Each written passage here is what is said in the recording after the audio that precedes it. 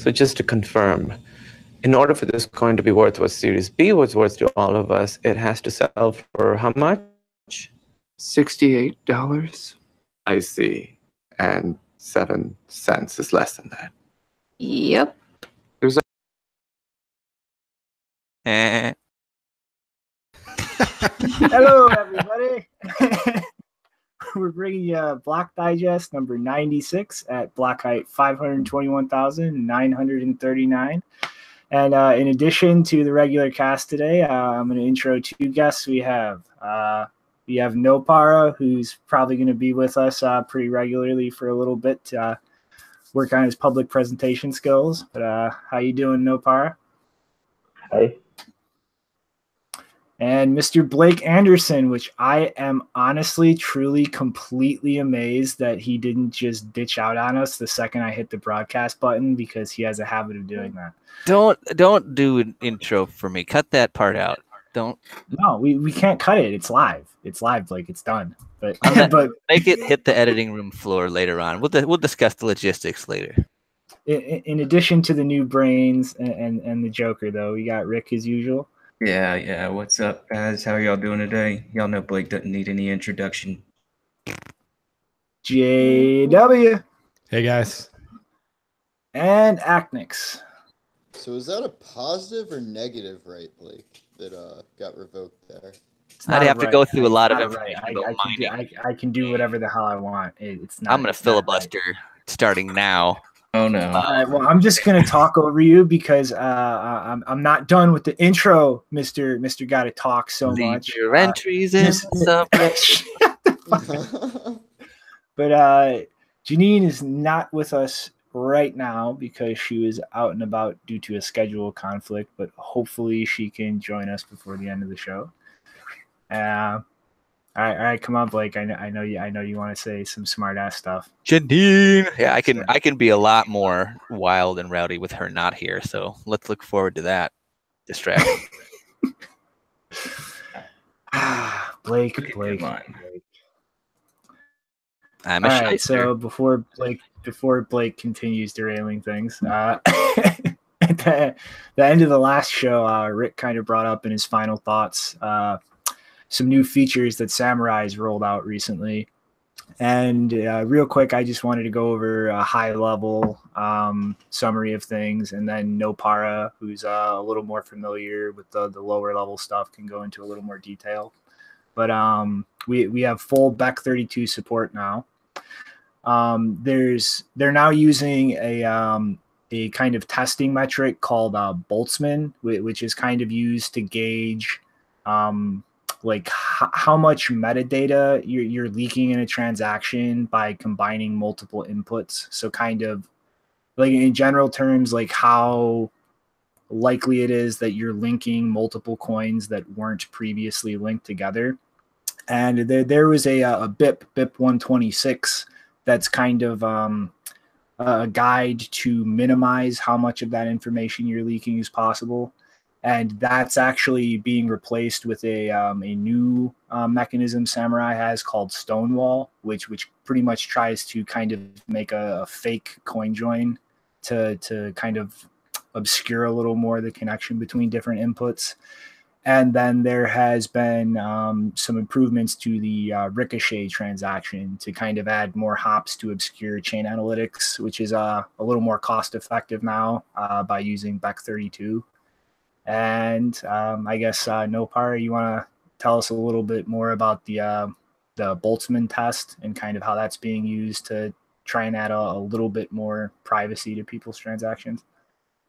Oh, yes. So I went to... I did not have when I opened the link of this BTC manager, it didn't came to me, so I couldn't look at it. And my interpretation was bit different with what you said on BIP 126 and STONEWALL. We'll go ahead and clarify. I mean, I'm sure you're much better versed than myself. So yeah, I didn't spend hours on it, but I looked at Boltzman, and this is a scoring system which is looking at one transaction and basically scores that how easy it is for a blockchain analysis company to read that transaction, gives a privacy score to it. This was a very, very well figured out system. However, it has some big limitations. A model has big potential, but as the GitHub repository of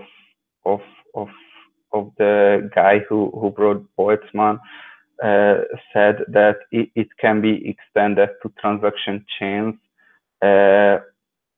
which means it doesn't look at transaction chains, which means it's not very useful just yet until transaction chains are not looked, because one Bitcoin transaction doesn't really tell you much about anything, but a chain of transactions tells a lot. For example, you get some coins from an exchange, then that transaction is going to be a batched transaction, and you get the coin, and they are going to know that from an exchange goes to a wallet, or you send to an exchange or something like that. The chain is telling much more than one specific transaction.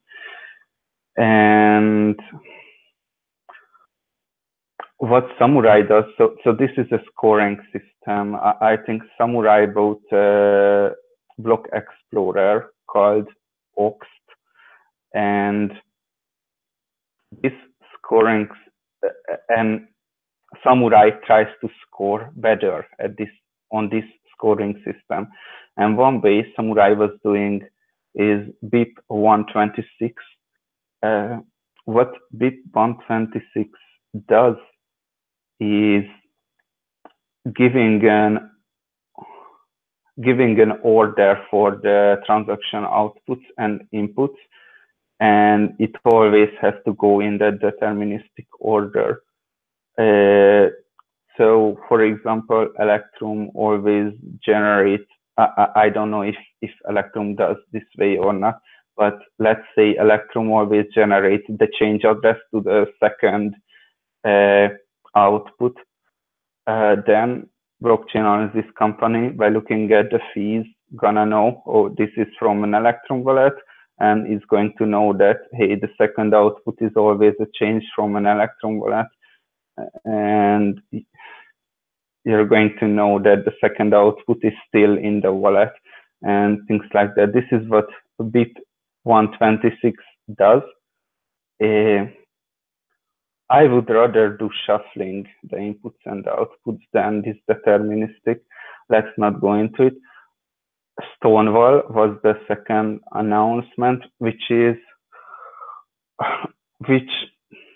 the problem comes from that we implemented segregated witness as a soft fork, and that had some privacy severs.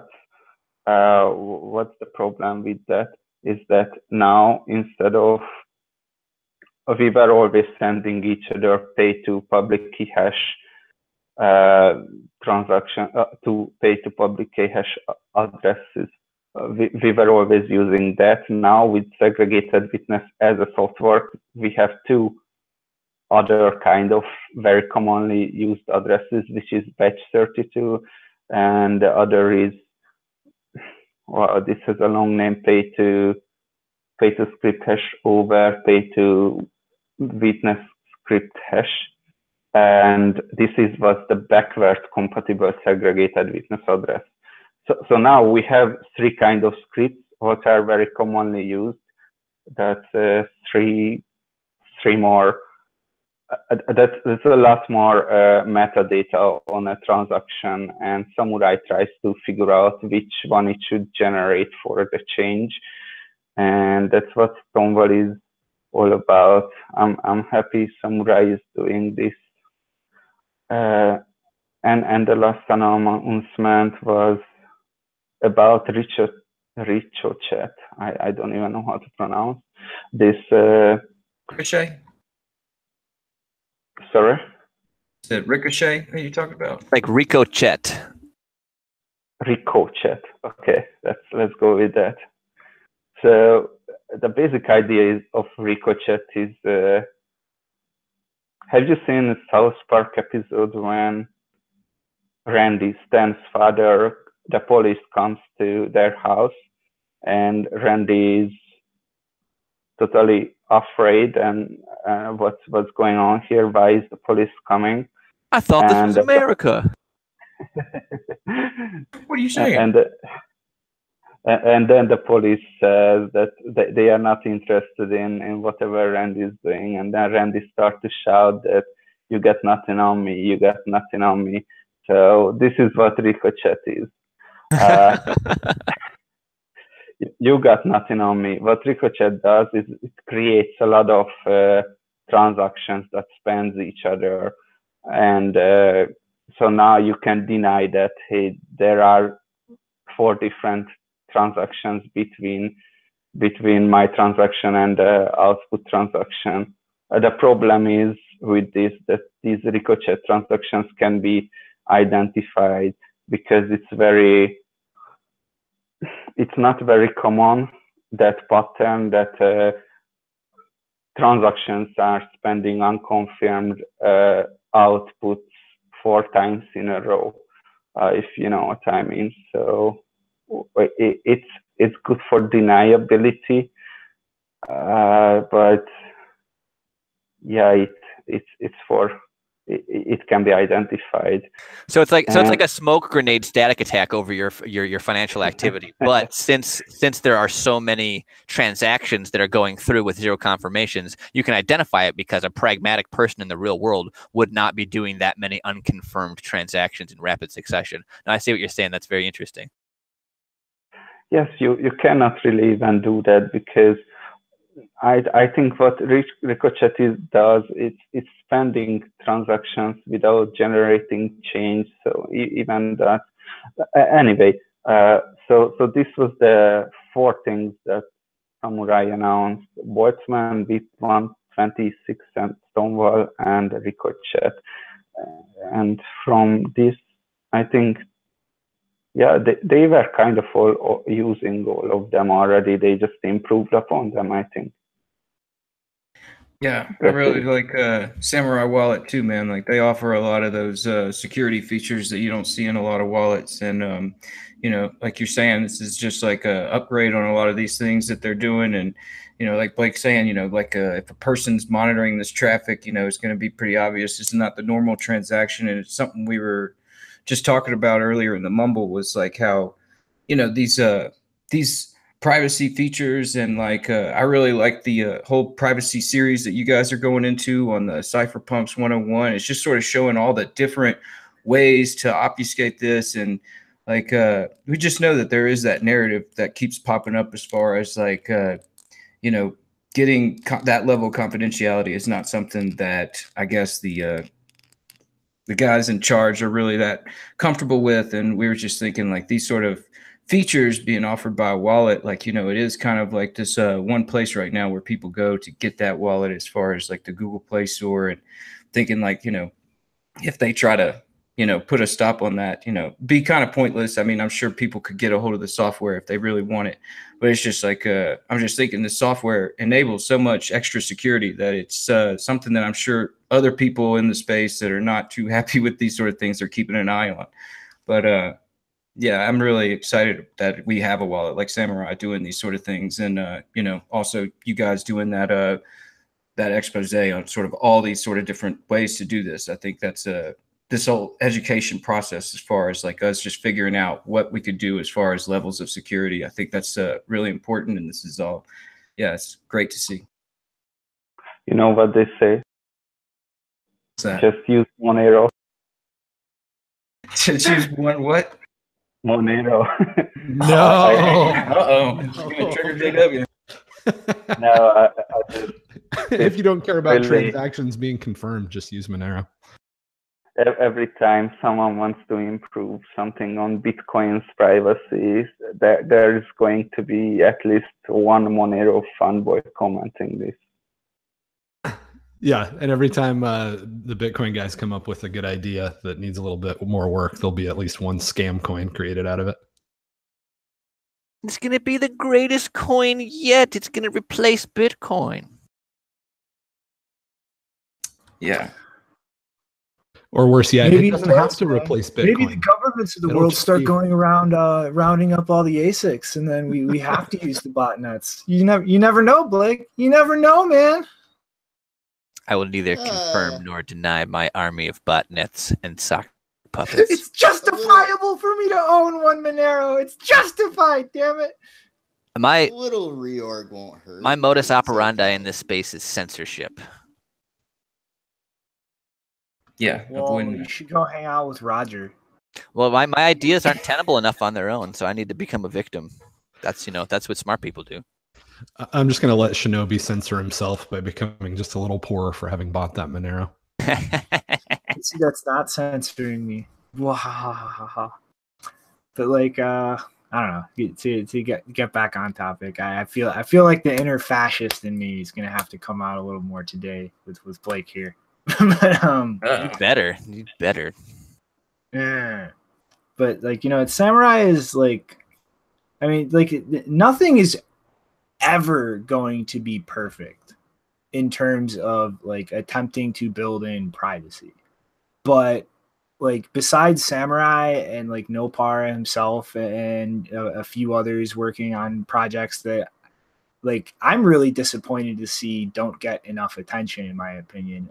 It's not really a big group of people actually trying to really like keep improving that privacy iteratively and like see where there's flaws in the way things are done now and find ways to kind of improve that.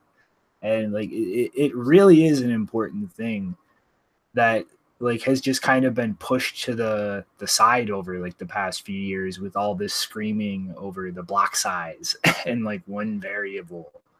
I But I completely mean, agree. I completely agree. I think it's like, you have a football team that you really, really like, and instead of respecting the fundamentals of the hard work and, camaraderie of the team and stuff like that, you're like, oh, the NFL is so great and the owners are all that great. Like the ICO is getting all of the attention when people are developing Bitcoin and coming up with these amazingly creative and valuable solutions for these, really old, long-standing computer science problems. I mean, that bothers me. It's like, I don't, that's so bad. So that's that. I mean, I'm super triggered by that. Like legitimately and honestly, it triggers the hell out of me.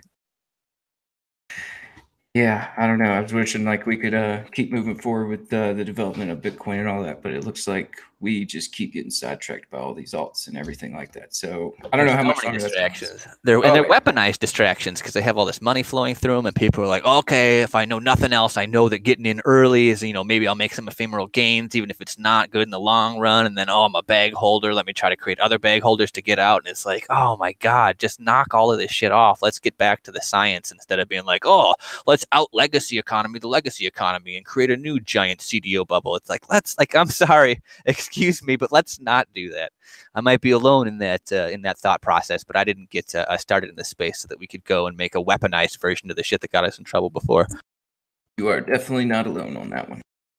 I'm optimistic, man. This stuff can't go on forever. I'd give it maybe another year, 18 months. All these altcoins are just going to slowly become databases and just admit it. So do you think it's an acceleration of a fool and their money being parted? Well, I mean, ultimately, that's the root cause of the problem. Like, you could go back to like public schools and say that that's really the problem, that it's created all these stupid people that have money that have no idea how to invest. And then the next layer up would be, the specific scams that exist. But I think the specific scams that exist, they're just they're rapidly retreating, right? Like a false narrative only has a certain amount of shelf life, and even Ethereum is now saying like more and more. They're just becoming more and more brazen that like immutability or security, right, is just not important to them. And I know we're going to talk about it later, but I think Monero, they're not going to be able to hold out forever. They're gonna start it's like you slow your roll on that one, JW, because frankly, unless I missed something in my digging around, I don't know what is going on. Like I could, we can get into it when we get to that story. Well, that makes two of us. Actually, no, potential. that makes all. I never know. No, but my point is, I could give you 6 different potential explanations for what's going on for that right now, and I have not seen anything anywhere that definitively like attributes blame to any single one of them. Well, like, I know what I look for. Don't know what's going on. I know what I look for in a stable global money. It's something where I just don't know what the hell's going on. That's the first feature on my list. No, that's stupid, dude. You're an idiot. You got to go for the centrally planned zero raid and get the most transactions possible. Well, you need to have fascist foot is coming down. Flop going through the pipes faster. It doesn't matter if it's bullshit that you're kind of working on. You just get the diarrhea going through the pipes faster.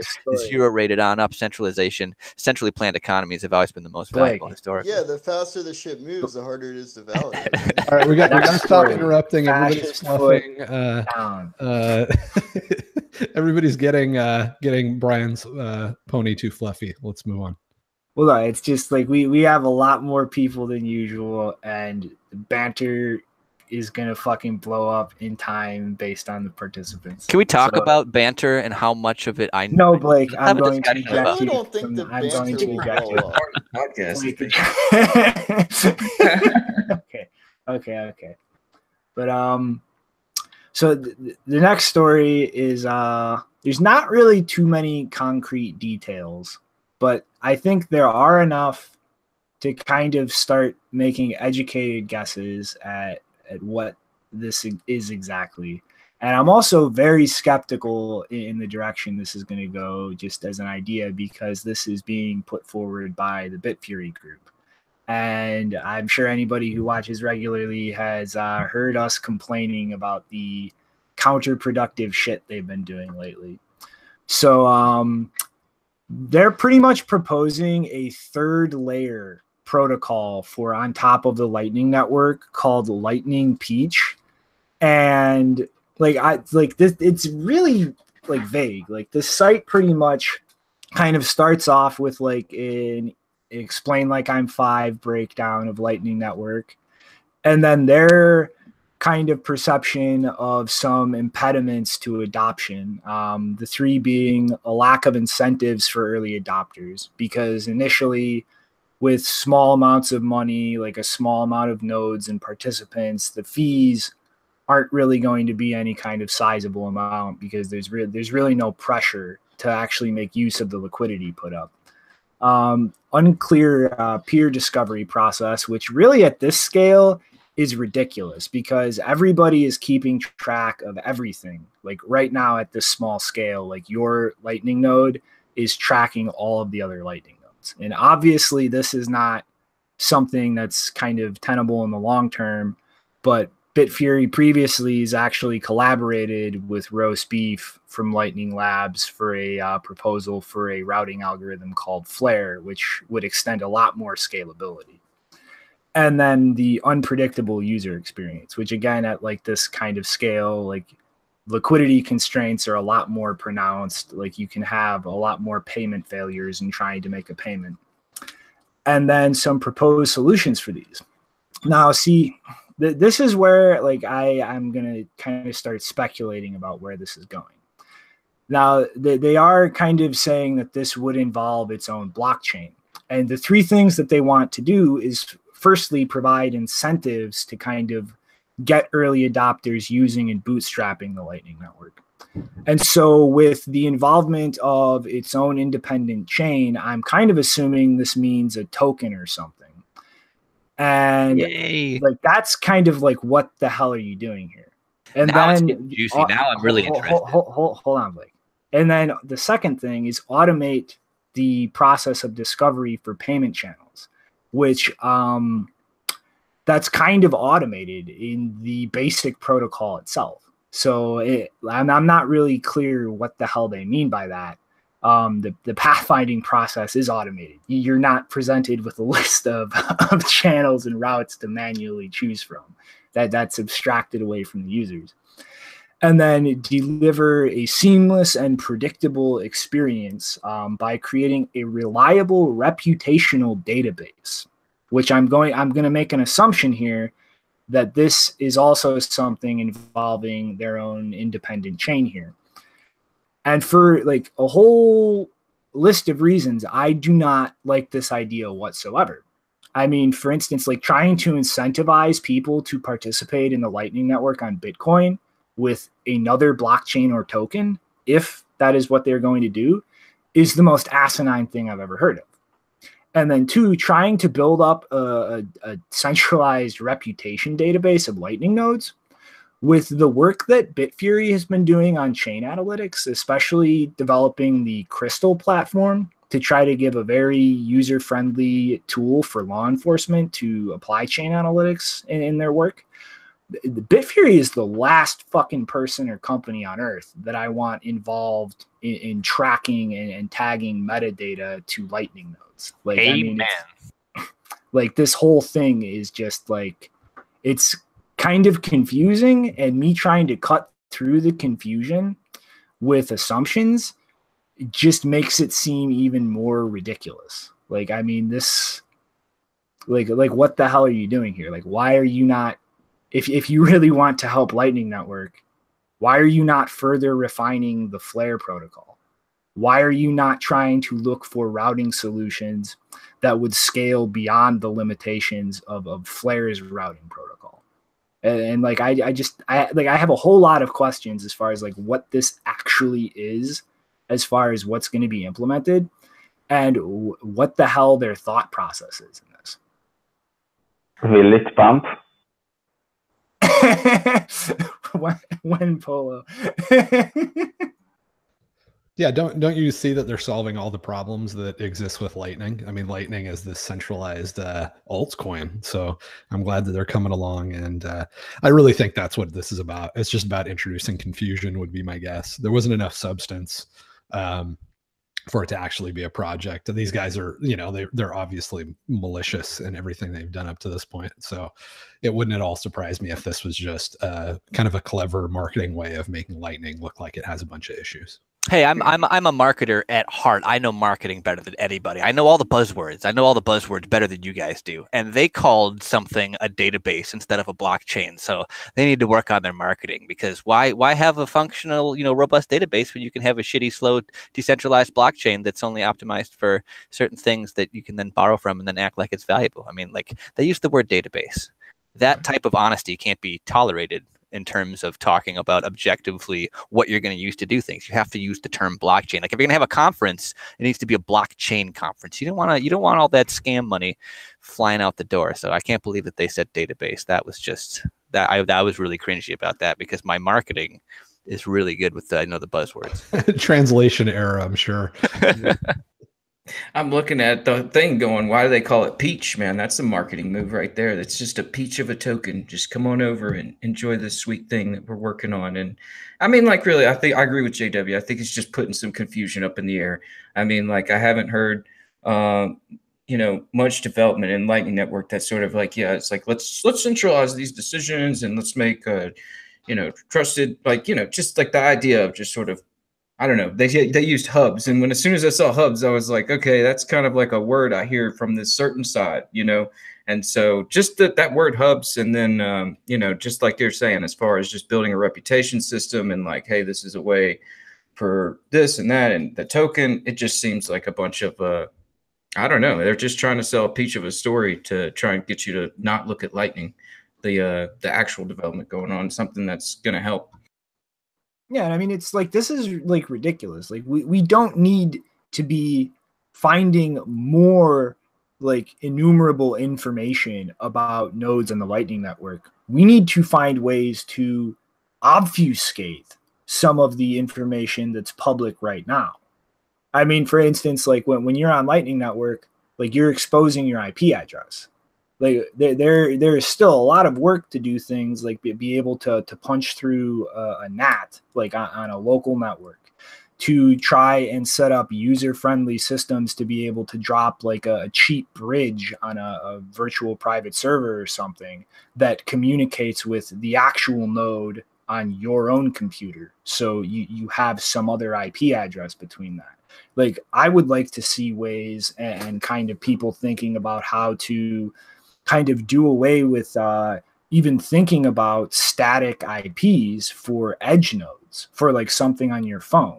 Like, I think that in the long term, like, that should be able to function in a way where the other nodes you're connected to is not thinking in terms of like your IP address. You connect to it and identify yourself with your node's identity key.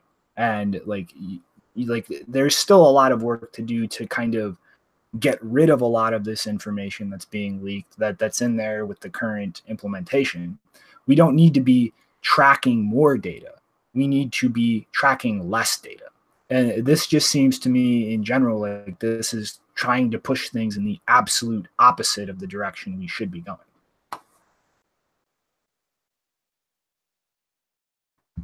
But yeah, it's boom.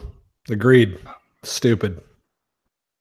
Yeah, I mean, it'll be nice to get privacy and really fast transactions overlaid eventually by getting all this stuff built out. But for right now, I mean, if you want to set up a credit system and have lots of fast transactions, that's one way to use the software. The other way to use the software is to, you know, tumble, coin join, atomic swaps and stuff like that. Have a little bit, you know, slower, but a lot more security.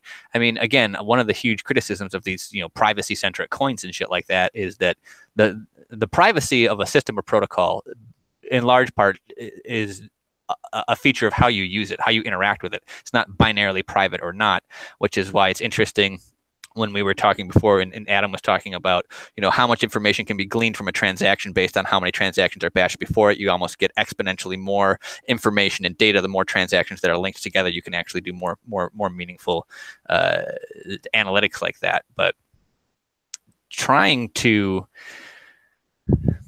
make it so that it's totally private at the same time that you're setting up a credit arrangement, even if it's a meta credit arrangement. I mean, that's a really, really, really tall order. So I wouldn't want people to be like, why aren't these idiots, you know, solving these problems fast? I mean, there are solutions coming down the line, but we have some things that are fundamentally juxtaposed to one another. And then like when people are like, you know, give us binary privacy right now. I mean, it's not that easy. We wish that it was, but you know, these things are being worked on and we're trying to finish the most pragmatic work that's the easiest first, get the low-hanging fruit, and then eventually we'll be able to break it up into pieces that make it easier to chunk out your privacy and understand how to get a handle on that as an individual. A big part of this is that people just need to plain learn about reputation coming back in the age of information. They need to learn about security. They need to learn about all kinds of stuff that involves information and information asymmetry that we've all but forgotten. So there's a lot to unpack there with all this. Yeah, I mean, like we were talking about in the Mumble earlier, it's just like, you know, there's varying degrees to this thing, and a lot of it has to do with education. And if you know how to do that particular type of method for obfuscating your transaction, and that's something that's a real high learning curve, where even if you sort of know the process, it's still a risk, and it's something that people would be worried about. So, I mean, I don't know. That's where I think like just the development and talking about this and sort of stuff, just sort of spreading out the ideas of that, because right now everything is so polar, right? It's like either yes or no, or white or black, or this or that. It's like it's either secure or it's not. Like no, there's varying degrees to this, and there's different ways to do it, and you know, you need to start thinking a little bit more on the gray of things. All right, everybody ready for JW to get triggered? Atomic swap with Monero. Uh-oh. I think he's trying to say something. Like that's it reminds me of like, it's the opposite of alchemy, right? People were trying to figure out a way to turn straw into gold. Now you can turn Bitcoin into a shitcoin. It's amazing. It's going to be so good. Mm-hmm. Well, I mean, sorry, go ahead, Rick. I was just going to say, like, we were talking about those atomic swaps and everything. It's just like, yeah, that's another way that you could do it. And it's just, yeah, with the Monero though, it's, I don't know. I mean, like I would kind of have worry, just like, because, you know, what's going on over there. I'm not, like we were just saying, I'm not exactly sure, but we'll get into that. Dude, JW chat called Monero a scam, dude. Are you gonna stand for that? No way. Listen, Fluffy Pony is just too nice of a guy to scam you. He would never give you advice that wasn't in your own best interest. It's a known fact. I mean, if he hugs you, you'll feel the warmth emanating from his body, from what I've been told. Like, he's like the Buddha. So how could the Buddha ever suggest something Leave good for you? Fluffy alone. People who look nice don't do bad things. I mean, that's like the moral of history. Yeah, exactly. If somebody's friendly and you can look them in the eye and there's a twinkle, you know that they're only out for you. Vote for Fluffy. Do you have any thoughts on like how to kind of handle like things like, you know, reputational databases for Lightning nodes, or how to maybe kind of chip at some of the network data that's publicly available right now, and maybe ways to potentially obscure that in the future? I don't understand what that Peach thing solves. I don't understand why it needs a coin.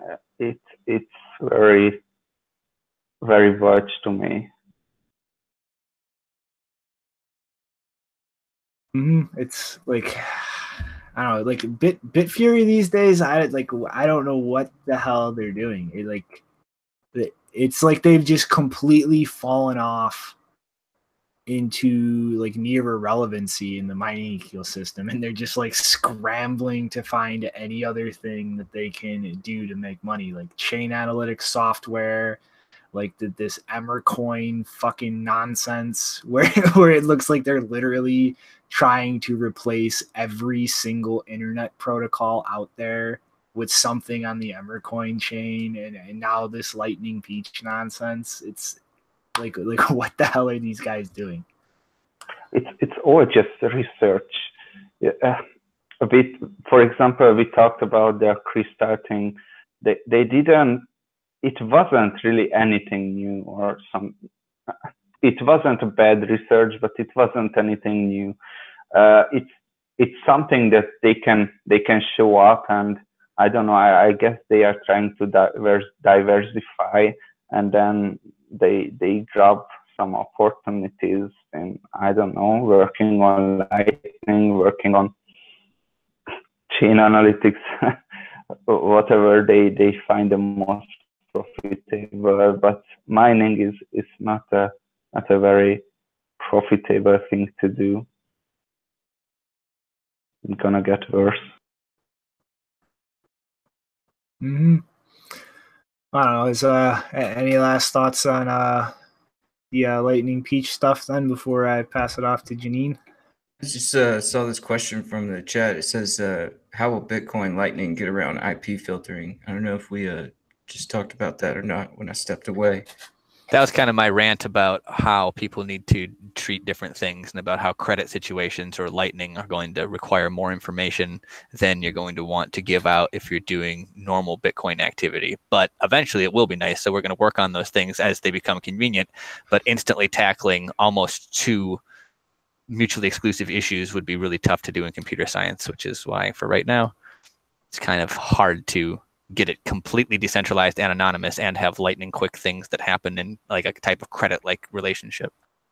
And I mean, like, that's part of like why, you know, each node has like an actual public key as a way to identify itself to other nodes too. So I mean, like right now, like in beta, like there's a lot of features being planned and designed that haven't been deployed yet, but like there is no reason at all why, like, if your node is being like filtered or banned on the IP it's using now, that it could not route through like a proxy or a VPN using some other IP, because it still has a way to prove to like its channel counterparties, like, I am this node, because it has that public key that it can sign with.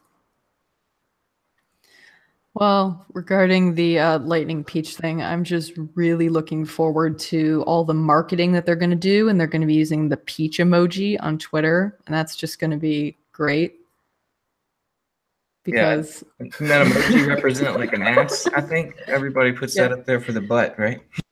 Yep. Where are the eggplants? Need some eggplants here. I see some peaches and eggplants. That's that next level marketing.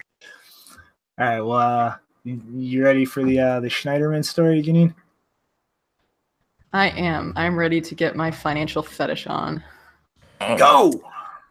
So, as many of you may have already heard, if you grudgingly pay attention to any news outside of cryptocurrency stuff, the Attorney General of New York, Eric Schneiderman, has resigned from his position after an article was published in the New Yorker, alleging that he had physically, verbally, and sexually abused at least 4 women. I think 2 of them came out publicly in the article, might have been 3.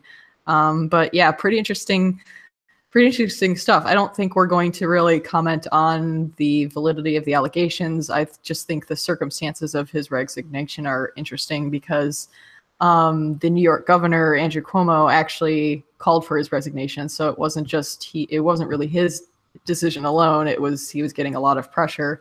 And I think that was May 7th.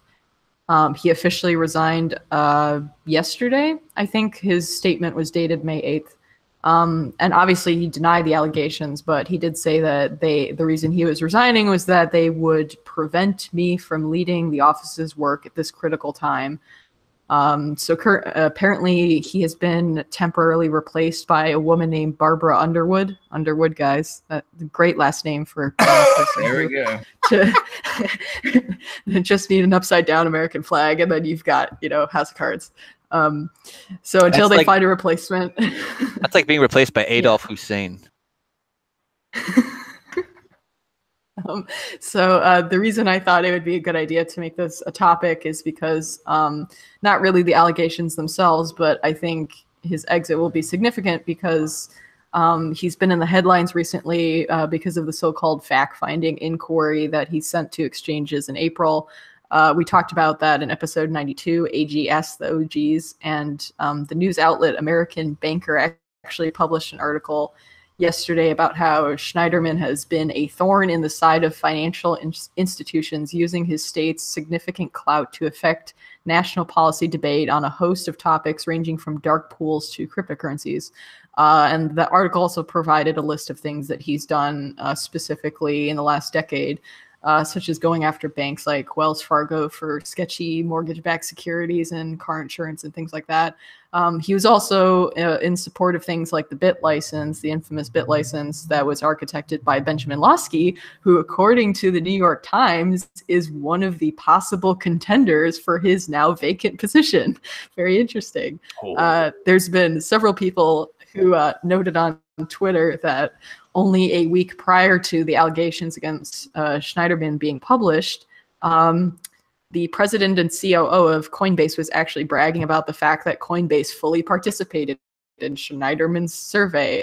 They published a blog post saying, as one of the few exchanges that operates under the New York BIT license, Coinbase works closely with state and federal regulators to ensure that our products adhere to all applicable regulations. At the same time, we advocate for a regulatory environment that fosters innovation while protecting investors. Today, we responded to New York Attorney General Eric Schneiderman's Virtual Markets Integrity Initiative questionnaire.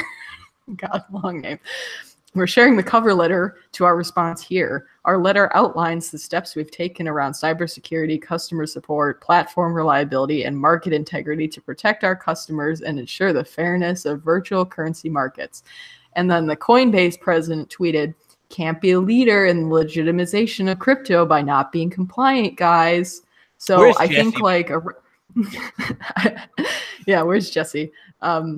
So I think a round of applause, or at least a round of congratulations, is in order, because guys like Coinbase, great job bending over backwards to satisfy the financial fetishes of this now infamous attorney general who thinks he is the law itself.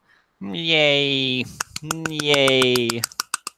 Yeah, talk about a revolving fucking door. Losky up for consideration for the position after having a regulatory position, crafting a license, leaving to start a business to charge people money to comply with the regulations that he fucking drafted. And now, he might be going right back into that government position. Like, are you fucking kidding me?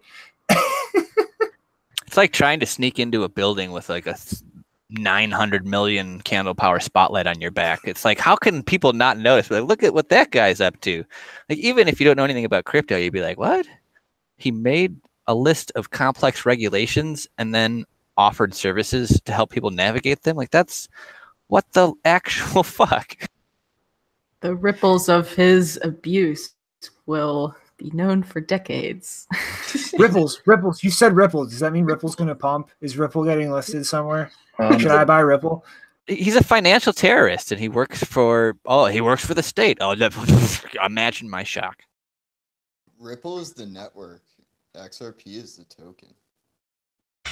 That Ripple Labs had absolutely nothing to do with. They totally didn't like start this network and issue these tokens out of thin air and then start a company after the fact and give them all the tokens to try to shield themselves from printing a security. That's totally not what happened, guys. So some random guy just made this token out of thin air and gave most of it to this company for no reason. He had nothing to do with the company, guys. Some drunk guy just wandered in, started fucking minting crypto. I mean, it happens every day. So yeah, I think it's interesting timing though, right? It's like right after he asks for all that information from the exchanges, like he gets the told he's got to step out, but like this person that's stepping in, that's not any better. Like who's appointing that position? They haven't chosen anyone. It just says that the acting attorney general is Barbara Underwood. I assume because a lot of positions in government for the U.S. they have backups. So yeah, I guess she can back up. Yeah. You know, speaking of Underwood, I haven't seen Spacey in anything. Oh, wait, never mind. Yeah. Very, yeah. So many coincidences. But yeah, so I like I said, don't really know what the truth of the allegations is. I did think it was interesting that they literally said in the New Yorker article that one of the New Yorker journalists who contributed to the story was a friend of a woman who made one of the allegations and actually helped her like move stuff out of his house. It's like they're very close connection to some of these people. But I think it's interesting timing just in general because, you know, he's been in the news for opposing Trump. He's been in the news regarding cryptocurrency stuff. So it just seems like he was making enemies with a lot of powerful people. But to be honest, I don't care. Like, regardless of the allegations' truth, I don't really care about his well-being that much because it's basically just a bunch of mafia bosses fighting each other. So... You guys want to hear a completely baseless conspiracy theory to explain what's going on? Isn't that the whole show? I mean, what are we doing here? No, but okay. Seriously though, if, like step back for a minute and look at the number of Bitcoin people or advocates who've been involved in the Trump administration. Like the treasurer, I believe, is very pro Bitcoin, and Peter Thiel was actually on the transition team when Trump was first coming into office. He's been surrounded by a number of very pro Bitcoin people. But I know. But the point is, like, there are very clear connections between wealthy Bitcoin supporters and the Trump administration. And you have Schneiderman, who's not only been an outspoken critic of Trump himself, but it made this demand of all exchanges in the country to produce this arbitrary information, which is a mix of things publicly available already or broaching into proprietary information or people's private information that would actually put people's money at risk, potentially, to have publicly disclosed. And like to have that kind of follow through, like that could be a very disruptive, like negative thing for the exchange ecosystem in this country. And then shortly after that, we have the scandal break. And then the governor demand he resigns, and he resigns. And I mean, you know, like I said, this is me just completely speculating with nothing but just circumstantial coincidences as the basis of it. But I mean, you know, at times I really think it's kind of important to entertain like that kind of speculation sometimes. I mean, not run away like this is a definitive fact now, but like there are a lot of underlying factors in politics that are not publicly known that inform a lot of things that happen in the public eye. And I think it's really important to kind of like walk that line when you're looking at something that's happened in public, as far as like what what are the publicly known factors that could influence something, and then what are the things that are not publicly known that you can kind of put together, reading between the lines, so to say, and try to keep like both, I don't know, both classes of potential information in mind when you're looking at a situation. And I mean, it's like, you know what I mean?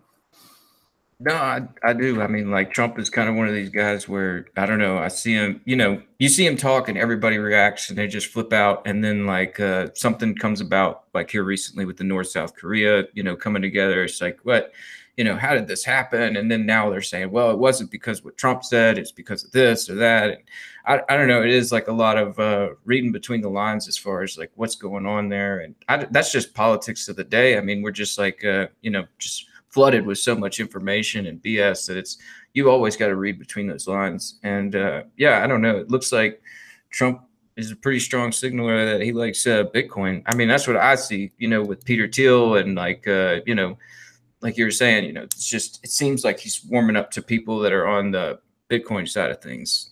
But yeah, that's something where, you know, he's not going to step out and say, hey, buy Bitcoin. But I mean, like these appointments and, you know, telling somebody to, you know, getting somebody to step down. I don't know if that was Trump backdoor stuff, but I mean, like it's definitely signals that not everybody sees.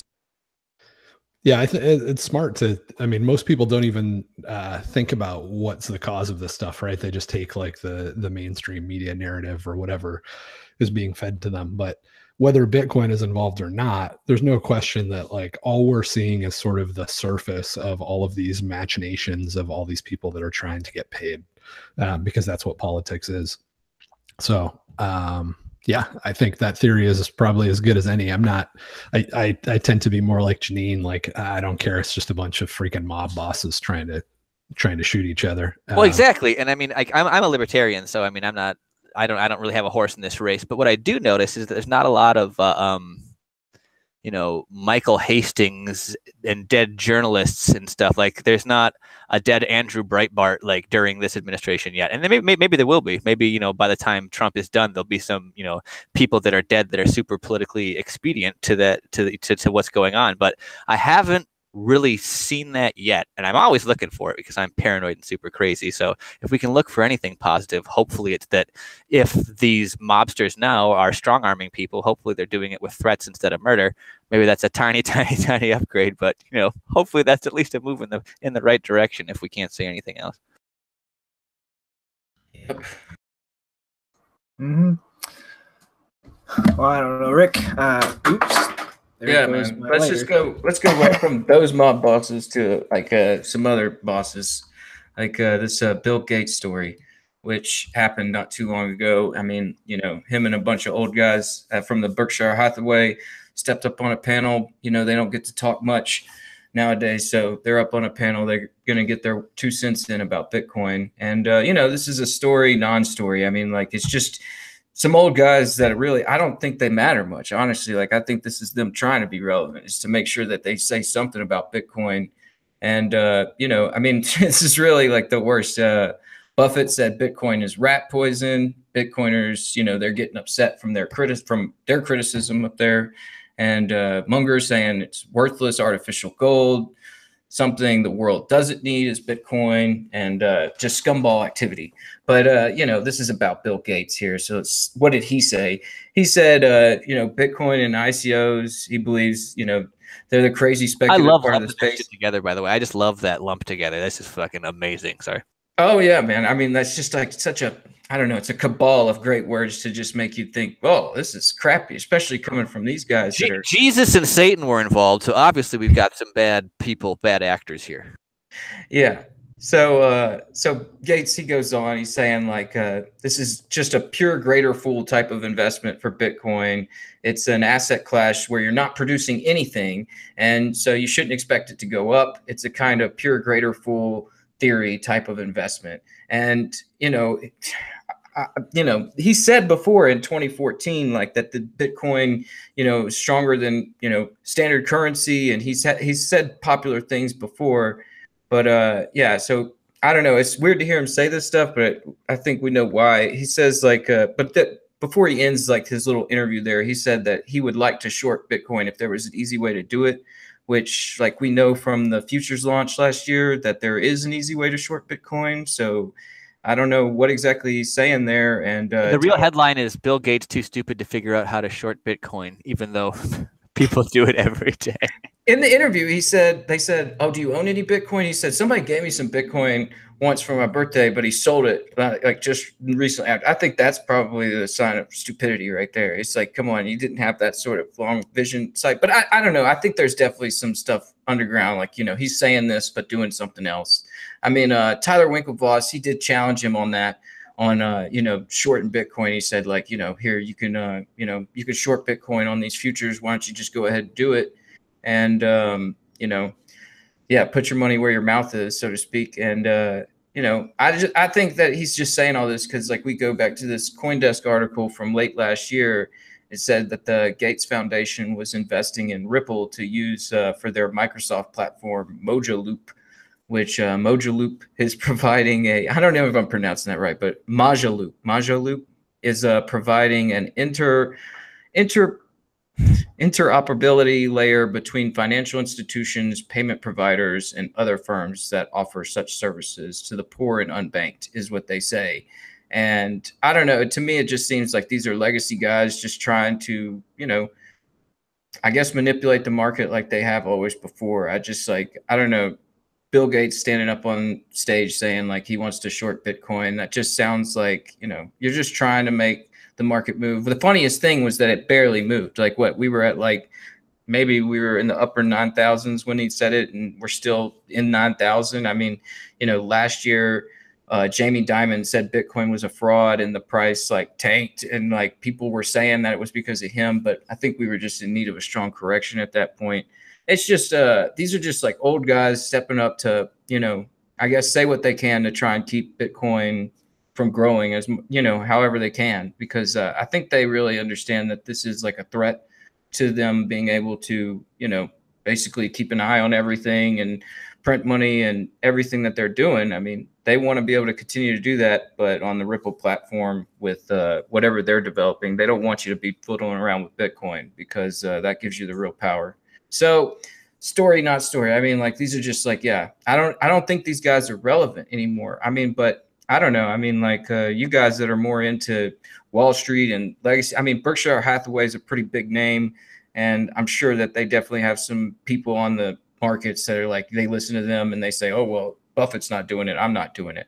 So I'm sure there's a bunch of people that are still listening to him. But I think, I don't know, our generation and stuff, we just have this new thing where I don't even see us really, like, I don't know, I guess we are in competition, but I just don't see it being like we're going to destroy. They're still going to be around. They're just irrelevant. They're just irrelevant. And I feel like this is them just trying to be relevant. It's to try and remain relevant. It's to talk about how Bitcoin's not something you should be invested in. You should be invested in our thing that we're working on. But they didn't say Ripple or, you know, anything about it at that point. It's just, they're just trying to FUD things. So yeah, don't take it too seriously, guys. Yeah, I didn't. So it's just one of those things we got to bring up, because these old, you know, kingmakers or whatever step up and say something. We got to address it.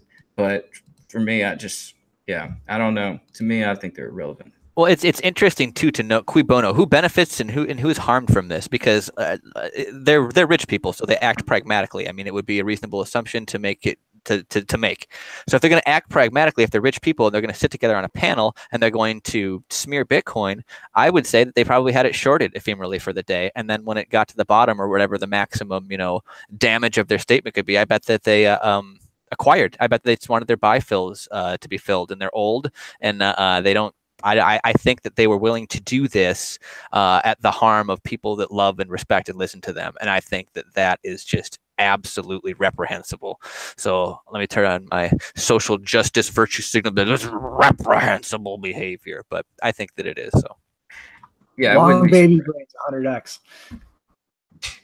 Right. That's what, next again. I want to go again now.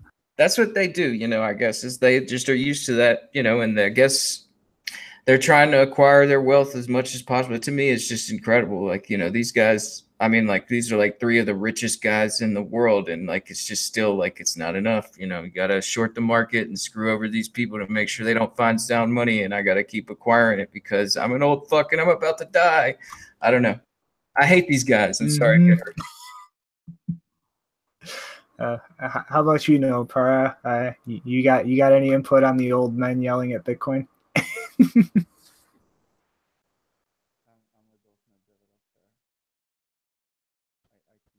I think you lost your mic. Yeah, I think your mic disconnected or something. We can't hear you right now.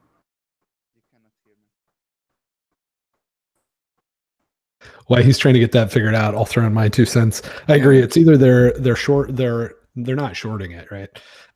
Because they what they said makes it pretty clear that they're not. They're either trying to buy a bunch of it, or they're or, you know, some of these guys like Bill Gates, I think it's very possible that he actually fully believes that he should be making decisions for everybody else, that he thinks that the average person is so stupid that that they'd be better off if you know, the political class was deciding whether they should be able to buy big sodas or not.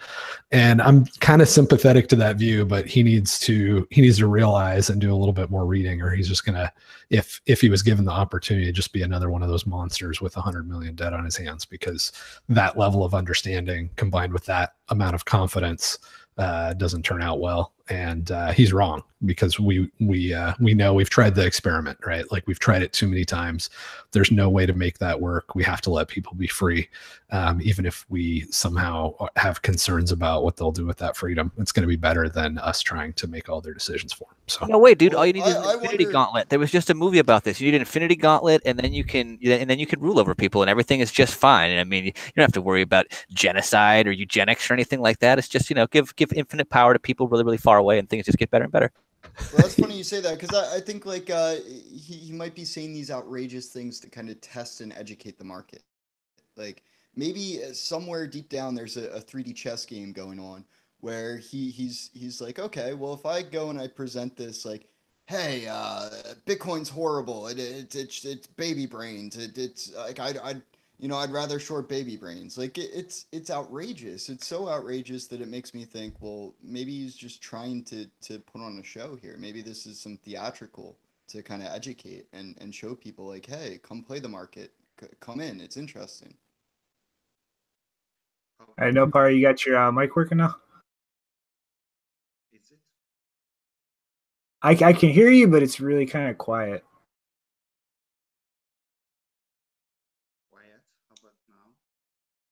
yeah, it's still really, really quiet, man. I don't know if maybe it's your laptop mic is your input device and not the other one.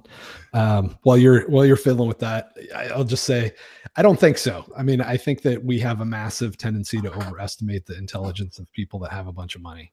And it's probably much simpler than he is, you know, really looking out for our best interest and trying to trick us into making smart decisions. Yeah, it's very easy to overestimate that. A lot of the super wealthy, the elite, they get trapped in that kind of, the yes man circle. So they can't really actually get good opinions outside of that circle. So maybe that's what's going on here. Yeah, either wouldn't really surprise me. It's just, I don't know. It's one of those things where I wish we didn't even really have to talk about what they say, because, like, I mean, you know, I don't know. I see, like, this whole thing is sort of being like problems, and, you know, I don't know. I don't want to get too much into it. I know Blake would tear me apart saying, like, you know, these guys are just too powerful. It's like, but I mean, like, I don't know. This is just a situation where I just wish we wouldn't have to really pay attention to what they're saying, and, like, wish others wouldn't. But, you know, for now, we still have to, I guess, talk about what they're thinking. Well, no, I don't think that we should not pay attention to what they're saying. I think that we should just take it through the filter of a grain of salt of, like, cui bono, who benefits? Like, what's the most ancient question to ask about an act or a crime? It's cui bono, who benefits? Who benefits from what happens? And if they wanted to short on the day and then, you know, fill some orders at the end of the day when it goes down, they would certainly benefit from doing that. Do I know that they've done that? No, not at all. But they seem like pragmatic investors in terms of how well they've done historically. So that would make a lot of sense. But like you were saying, I don't think that we should ignore this stuff and not talk about it. Maybe that would be helpful in the short run, but, you know, sticking your head in the sand isn't as effective as saying, look, there's a predator coming, let's make a plan to deal with it.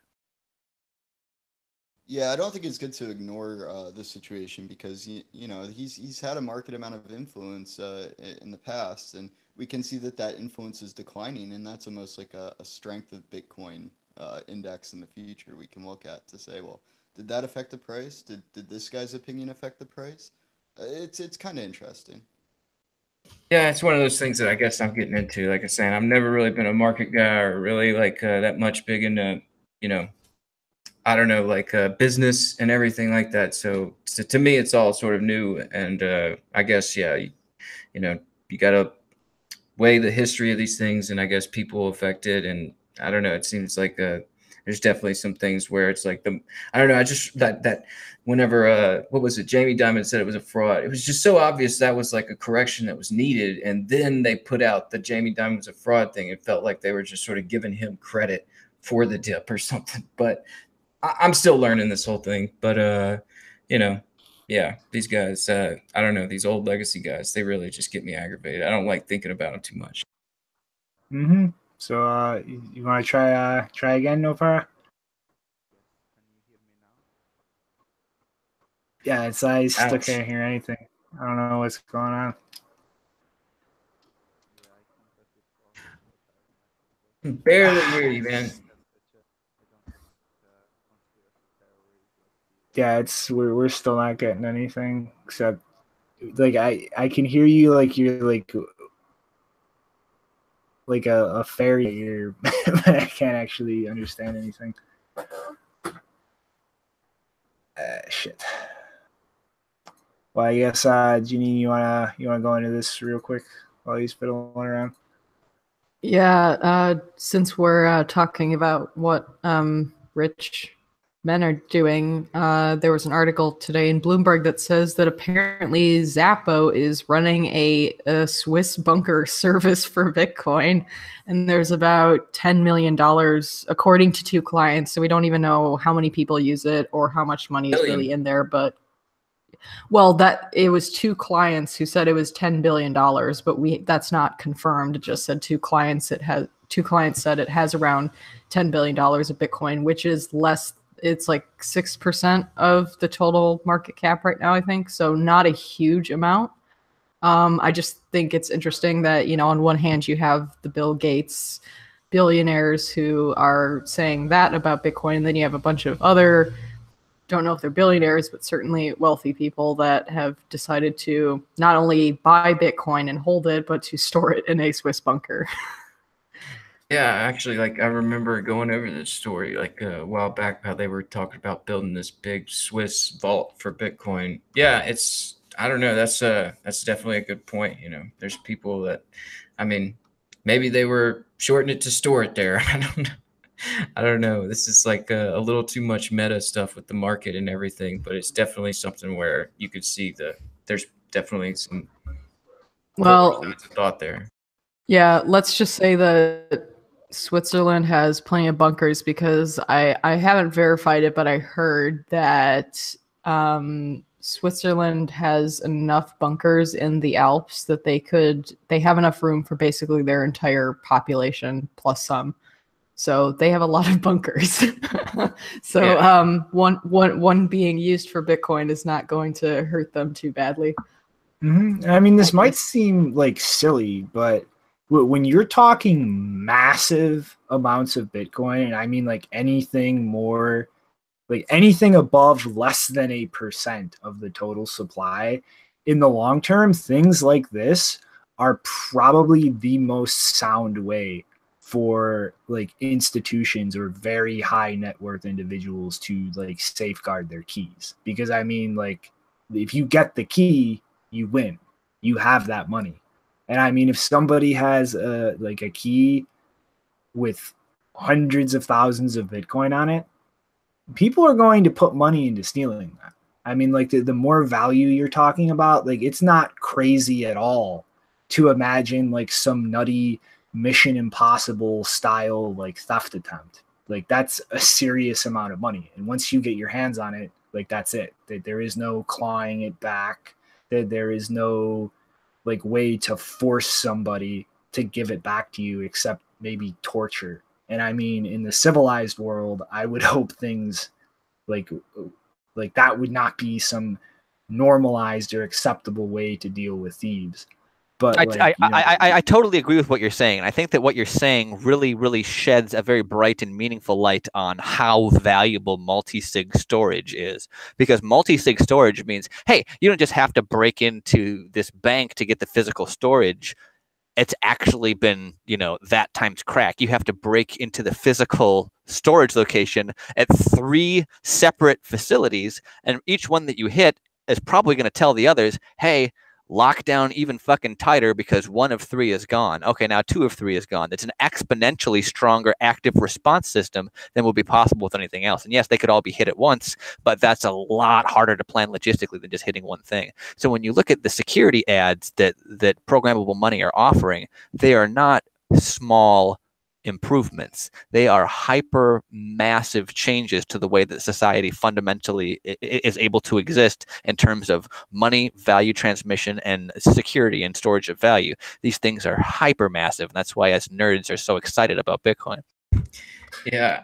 I was just thinking about, like, when we talked about this vault story, there was another story about a highly complicated multi-sig company that was coming out in Canada, just to like a ultimate secure cold storage, where it was like, unless you prove that these people are here at this point in time, you're not going to get that, released. And I think that, yeah, the multi-signature way to set up a storage, I mean, it's like you don't even really have to have a vault inside a mountain anymore. You could just like have it sort of, the right people in the right places and the right system set up to where it's not really going to get fooled with, unless it's like you're saying, some Mission Impossible scenario. Yeah, I think even if that were the case, you can break up the honeypots to make it so that the logistical cost is always higher. Sorry, go ahead. Oh, that's actually exactly what I was going to say. The other thing that you can do with Bitcoin that you couldn't do with something like gold is that everybody can have their own keys. And what that means is that not only do you have to break in, if you have a multi-sig wallet and you own one of the keys that's required and the other one is in a vault somewhere, not only do you have to break in the vault and maybe multiple vaults if there's multiple keys required in different vaults, but then you also have to go get Blake. And after you've gone through all that trouble, all you have is Blake's money. You don't have everybody's money. Yeah. And I mean, take it a step further. That equation of, like, just to finish the thought real quick, that equation of the risk reward, right? So you want them to do as much work as possible and get as little reward as possible. And Bitcoin allows you to do that in ways that physical assets just can't. Yeah. And I mean, like, take it a step further. When we get like masked or an equivalent to masked in the system, you can get even crazier than that. You like break up the keys between like 5 Fort Knoxes and then have another key that's something security, like like something even more insane than like a nuclear fallout shelter. And it's like, hey, okay, all those other 5 keys can spend stuff, but that script path requires like, I don't know, a month's time lock delay. And you need the 6th one to be able to spend it immediately. So like, hey, you get in and you compromise all 5 Fort Knoxes. Well, hey, you have to wait a month. We're going to see it. They still have those 5 keys plus the 6, and they'll just spend it somewhere else immediately. Like, you can really get insanely complex and like multi-layered with your security model, the more we can improve and like facilitate that complexity in the Bitcoin scripting system. I totally agree. And it's not just like it's an improvement that has been made. It is an entirely new area of science around how much can you make something that's valuable completely inaccessible to anybody that doesn't have the exact, inverse of the operations that you did, and then credentials at every single checkpoint. I mean, like, that amount of security ad, having worked for a long time in banking security for Fortune 25 banks, it's indescribable. It's inexplicably more secure than what we had before. It's that big of a difference. It's infinite orders of magnitude more secure. Yeah, I mean, like, I really am excited about some of the possibilities that, with multi-sig, and just like we've talked about on here, just like secure cheap cold storage, like, like 3 Open Dimes and, a small neighborhood association, and they're able to, secure their funds in a cheap way. And it's just like, yeah, it sort of opens up all these different possibilities where I'm really excited. Just, yeah, like, it's like multi-sig. I don't know. It's one of those things where I don't know. I guess we talk about it a good bit, but I don't hear many people talking about it much as far as like these are interesting things that we could do with just multi-sig and Bitcoin.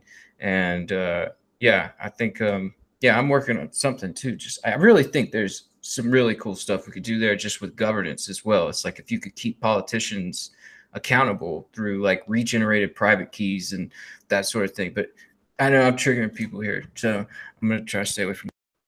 Yeah, Rick. I was just thinking. I love politics. I was just thinking, all of this complicated stuff. It sounds like we could do that in Ethereum. Oops, wait, they don't even have multisig. Did you see that tweet the other day? I can't remember who made it, but he was like, "It looks like security might be considered. No, Ethereum might be considered a security." Yeah, Giacomo. And then he's like, "Fortunately, that's the first time those two words can be used together in a sentence to be correct or stuff." I was just like, "Oh, sick burn." Yeah, it's been really interesting over the last week or so that with everyone discussing whether Ethereum is going to get caught for being a security, and they just seem a lot more sensitive to that kind of stuff lately. Yeah, it's definitely something where I don't know. It's like we'll talk. I guess it's in the lineup, but it's like just because that hearing was missing, it's like it definitely sort of popped up that conversation on Twitter. Mm-hmm. So I don't know. I'm gonna put my fascist foot down. All right, where are we going?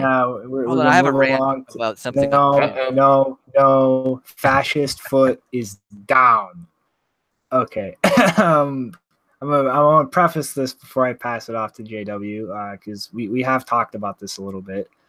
I personally do not think that Bruce Fenton has developed this Ravencoin project for any kind of nefarious reasons or has any ulterior motives to it. I genuinely do think he is trying to solve a real problem that exists, but I feel like the way he's going about trying to solve them is just that there are much more efficient ways to kind of handle a tokenized security. And so JW, if you want to take over from here and kind of break it down a little bit. I think Bruce is way more interested in like building ASICs in Minecraft and stuff. That's way more innovative. Dude. Okay, first of all, there's no entropy. Is he involved in that? No, he just said it was a good idea.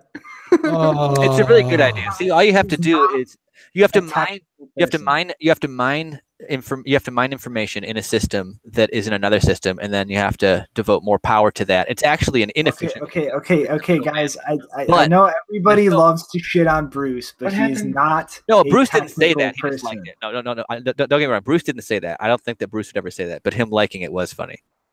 Did he wait a minute? Did he just hit the like thing? Like, because I hit the like thing when I'm laughing at somebody. Yeah, no, he replied and said, "Great idea." Yeah, he replied and said, "Good video, great idea." Oh my goodness. Okay, so what I would say is that if it was anybody other than the Bruce that I spent 2 hours with on Twitter, going back and forth in DMs, I would say there's no way he actually believed that he was joking. But when you say Bruce is not a technical person, you are making the understatement of the freaking century, because this guy has been involved in cryptocurrencies for many, many years now, and he doesn't even know the beginning of it if we're to believe what's going on. But at the same time, he seems really intelligent. So I do want to say something really quick. Bruce doesn't have a computer science background. He has a business administration background. And that being the case, I don't think he's doing too badly. I don't want to try to put him on the same platform as somebody who has a computer science education and that you're saying you're giving out dangerous info. But I mean, go ahead. Okay, all right. So here's the thing, though. You don't have to have a computer science background to know that Minecraft runs on computers. And that like the laws of thermodynamics probably even apply inside Minecraft. If you're not at least familiar with the concept of a virtual machine and how that actually works, like you need to at least have that basis by which to kind of understand the relationship between the VM and the bare metal that it's running on. And like, I thought the relationship was that virtual just means it's magic. Yeah, resources no longer apply when you get to the magic realm. I mean, Janine is completely right. I've seen Lord of the Rings. I will not endorse pointlessly shaming Bruce. JW. Oh, I'm not. No, and again, shaming Bruce him. I'm trying to shame him hold to on. a very specific point. Bruce didn't say this. Let me just clarify one more time. Bruce wasn't the person that said, ASICs inside of Minecraft were a good idea. He was communicating with somebody else who said they were, and he wasn't being overly critical, which is kind of what I thought.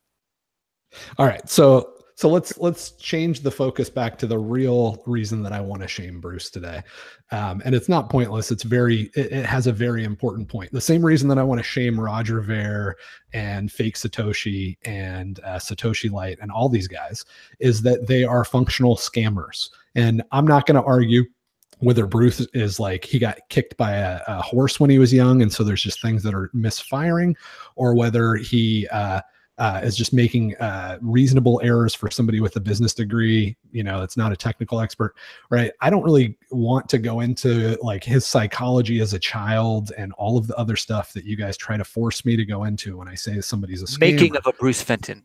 I just want to talk about somebody that's a functional scammer, right? And a functional scammer, whether their intentions are good or not, is somebody that persists in technical errors that take money out of suckers' pockets and put it in their own pocket. And he absolutely fits the bill for that. And Ravencoin is a perfect example of something that is clearly a technical error that somebody's intentionally persisting in while at the same time selling it to suckers.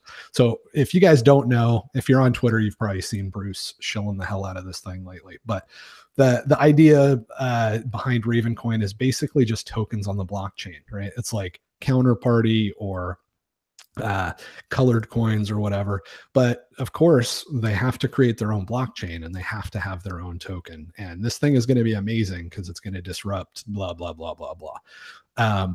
This thing is really, really stupid, right? It's Ethereum all over again, except instead of being sort of a multi-purpose smart contract, it's like a smart contract that is only useful for assets. So it doesn't make sense on multiple levels, but the solution to this problem would be something like a counterparty with Lightning, some kind of colored coins thing on top of Bitcoin. An even better solution would be something like Simplicity, the language that's being worked on to bring smart contracts, like secure smart contracts, not this RSK with like their plan to introduce huge security holes with 51% miner attacks. But there are projects that are going to bring smart contracts to Bitcoin that are secure, and there's a lot of smart people working on them. So that would be the right solution to this. So this is Monero again, right? It is there's an idea to do something, and we're not going to wait until it's done right. We're just going to bootstrap some sloppy, stupid thing and sell it to suckers. And so yeah, buy some Ravencoin and shout out to Bruce. I do want to make, sorry, no cars. See if your mic's working. I'll let you back real quick. I think it's working now. Awesome. All right, we just kind of went over JW broke down Ravencoin Fenton's project, but I do want to clarify one thing. JW is Bruce is not selling this thing.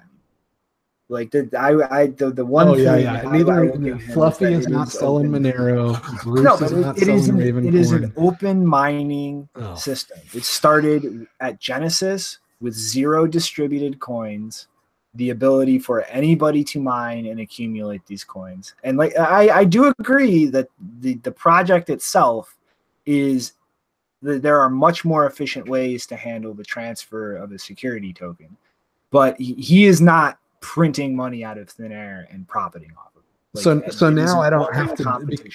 So now I don't have to debate what a scammer is because I've defined a scammer as like a functional scammer. I don't have to go into their childhood. But no, I just wanted to clarify. I'm responding. Let me finish. You know what I mean? Let me finish. So now I have to debate what the word sales means. It's like, you guys go to like the Bill Clinton School of Language or something? What is like he's selling it. He's on Twitter actively promoting this thing as revolutionary. Right? He's telling people all of the great benefit. That's what selling is. Like, you don't have to have an actual for sale sign up on your Twitter profile. And Fluffy Pony is a great salesman too, and so is Satoshi. See, I Light. disagree And there. That's advocating for something. Like, I advocate for Bitcoin all the time. I'm not selling it to somebody. I am not directly exchanging something I own for something somebody else owns and profiting off that transaction. I'm advocating for something that I believe is actually useful. All right. And if you that is make me bring exactly up what the Bruce is dictionary, doing. I will. I will bring up the dictionary right now and screen share that thing and look up the word sale or selling, and you'll see that it's a little bit more nuanced than that. And there's What more about like, isn't it like just more promotion? I don't know. I mean, like, I'm just thinking that like what Blake said, you know, he works in business. He doesn't really have a strong computer science background. There's a lot of, you know, people definition of sale. So He's micro influencing the project. Micro influencer. How many people here got a message from Bruce on April 4th telling them about Ravencoin personally? I know Not I did. me. Anybody else? I did not. Nope. I think that may have been the day that I told them it was stupid, and we went back and forth for 2 hours. So that's why he didn't respond to me, because he said something to me and I said, thanks, Bruce, I'll take a look. I hope that you and your family are doing well. And that's the first time he's ever like gotten too busy. So he must have been fighting with you. Yeah, it's definitely possible. It was at least 2 hours of because I didn't know the guy, right? And just like with Fluffy Pony, when I started talking to him, I'm giving people the benefit of the doubt, and I'm just thinking, all right, you're just missing something. There's something that's misfiring, so let's talk about it. And that's why even the functional scammer thing is a big compromise for me, because if I spend time with somebody and go back and forth, and they persist in that error, and it's making them money, I am very comfortable to call them a scammer. I don't know. I think a lot of that is just like, I don't know. I'm thinking about, you know, somebody said like, does a scammer always know they're scamming type deal, where it's like, you know, like somebody believes in what they're working on and they don't really think of it as a scam because they see it as this thing that we're not seeing. And so they run with it. And like, that's where I know you get triggered because you have these definitions that are so solid in your thought process, but for them, you know, they're still catching it, I guess, you know, and you get so aggravated with it. Well, I think it's just like that's the George Costanza. That's the George Costanza school of salesmanship right there.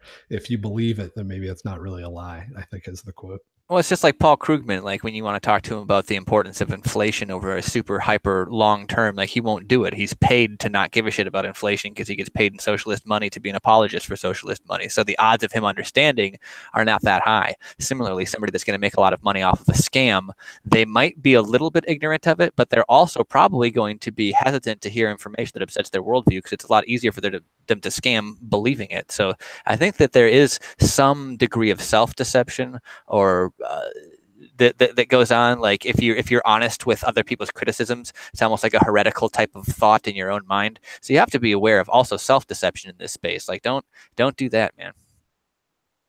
I just want to quote someone, Scott from the troll box. He says, if a scammer scams in the woods but nobody sees them scamming, are they a scammer? I think they still are. What if they were just practicing scamming? If no one sees them, who are they scamming? Themselves? I don't know. Like you're saying, you know, you could trick yourself into thinking something. Like I'm just like what Blake was saying about, you know, you could be deceptive to yourself. It's like if you're holding some bags, you're like you start lying to yourself. You're like, these things, they're worth something. I know it. I mean, I think really you guys just need to be more generous with Roger then. Like you guys are very inconsistent with your outrage. No, Roger objectively lies. Like his motives are clear. It is a world of difference from no. Bruce. Wait a minute. When I explain like, hold on. Like there's a very nuanced thing that I don't think Bruce like. This I think is the root of like why Bruce developed Ravencoin and why he's pushing it. Is the double spend problem is literally immaterial to anything except an entry in a database. The value of that entry totally disconnected from solving that double spend problem. Like the value though is a huge part of what incentivizes that process of solving the double spend problem. And I think like Bruce is just having a hard time kind of reconciling the fact that in the case of an open chain like Bitcoin, that value is completely distributed. It is completely decentralized and emergent in how that value is arrived at. Whereas with something like a security, that is not exactly the case in the same way, because that value that is emergent in a securities case is dependent on whatever party is issuing it. And like that subtle nuance and the difference there makes a whole world of difference in trying to implement something. Like there is no value in having a decentralized double spend prevention mechanism for something whose value is rooted on a centralized thing. You just need to solve the double spend problem, and you can do it in a much more efficient centralized way because the value of the thing is dependent on something that's centralized. So you're not undermining any value proposition of the thing itself in solving the double spend problem in a different way like that. Yeah, I think that you have made it way more complicated because you like the guy, and that's fine. But he knows right now, he knows you can do it on Bitcoin. He knows you can do it on Counterparty. He knows that there's colored coin implementations that do all of the features and all of the things that he's saying he wants to build. And he knows there's no reason for his token because it's all been explained to him in 4-year-old language. He gets that, but he continues when he has new conversations to conveniently forget all of those things. So he just pretends he forgets. He doesn't have like an excuse that he recycles. No, he'll say, oh, that's interesting. Yeah, maybe you're right. And then 10 minutes later, when he's talking to a new sucker, doesn't seem to bring those things up. The thing about Bruce is I know Bruce and his wife and his kids. And when we talk about crypto, I never really have a good time. But when we talk about parenting and family, like I have a tremendous amount of respect for Bruce as a father and a husband. I think he is somebody that everybody should try to be like in that regard. Not being a computer scientist in this space, I think, is difficult. I think also there's so much sunk cost when you get into something that it's really, really hard to turn around and say, I wasted all this money. This thing isn't working out, especially if you have lots of dependents. So all I can say is I guess I disagree with him quite vehemently professionally, but I think that deep down he's a really good person and more people should aspire to be like him in their private lives. Yeah, you know, I mean, like, Sorry. Yeah, I don't know the guy personally. I hope it goes without saying that when I'm saying that somebody is trying to lift your wallet, it doesn't mean that they're actually planning on raping you. I don't know the guy. Yeah, I know. It's like, I don't know. You got such like a, cold look at everything. You don't really have to, look at it with like, we got these relationships and everything. I mean, like I was going to say, I think Bruce is like a really, interesting guy. I remember way back, what was the first Satoshi Satoshi Roundtable, I guess, where it was like this huge back and forth about, press passes and stuff. I mean, like the dude's just I don't know. He's an interesting guy in the space I followed for a while. And yeah, I can understand how it's like, somebody takes a position on something. And I mean, like we kind of think about it differently. But, yeah, I guess you could say on the professional level, I guess, should probably take a second look at all this. But I don't know. Everybody's in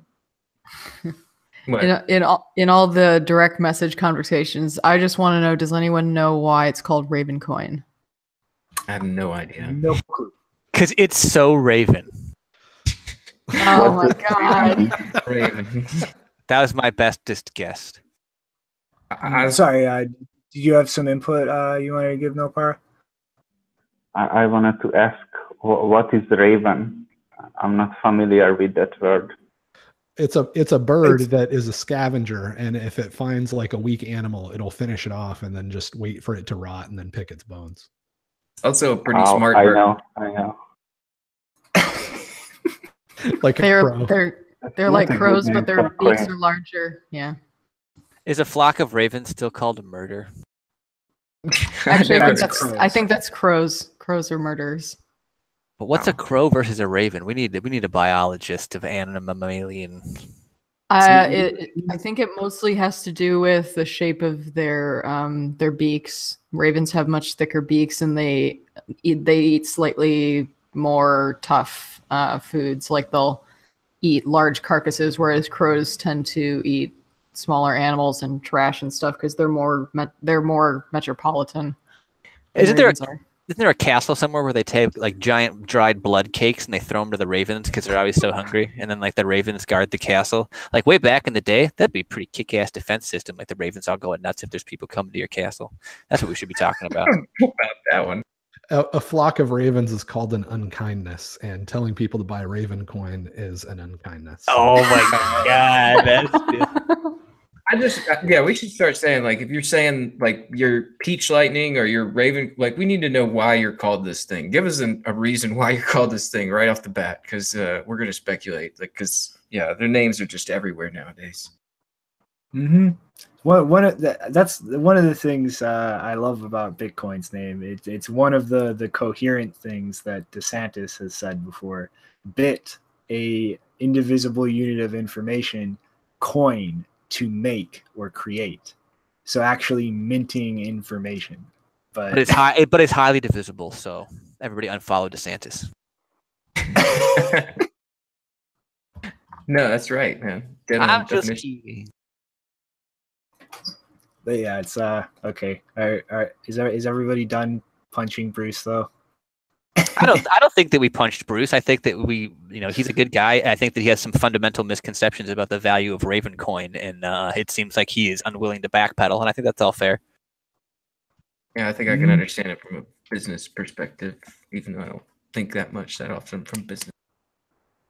But yeah, it's like, I don't know. My last thoughts, I guess, on this, and then everybody can vent it out before we move on to the next one, is like when you're talking about something that's centralized in its value, like we have Counterparty, we have Omni. You can make tokens on the Bitcoin chain, and they are compatible with Lightning Network. Like there's nothing on a technical level that prevents Lightning from interacting with with meta protocol tokens on the Bitcoin chain.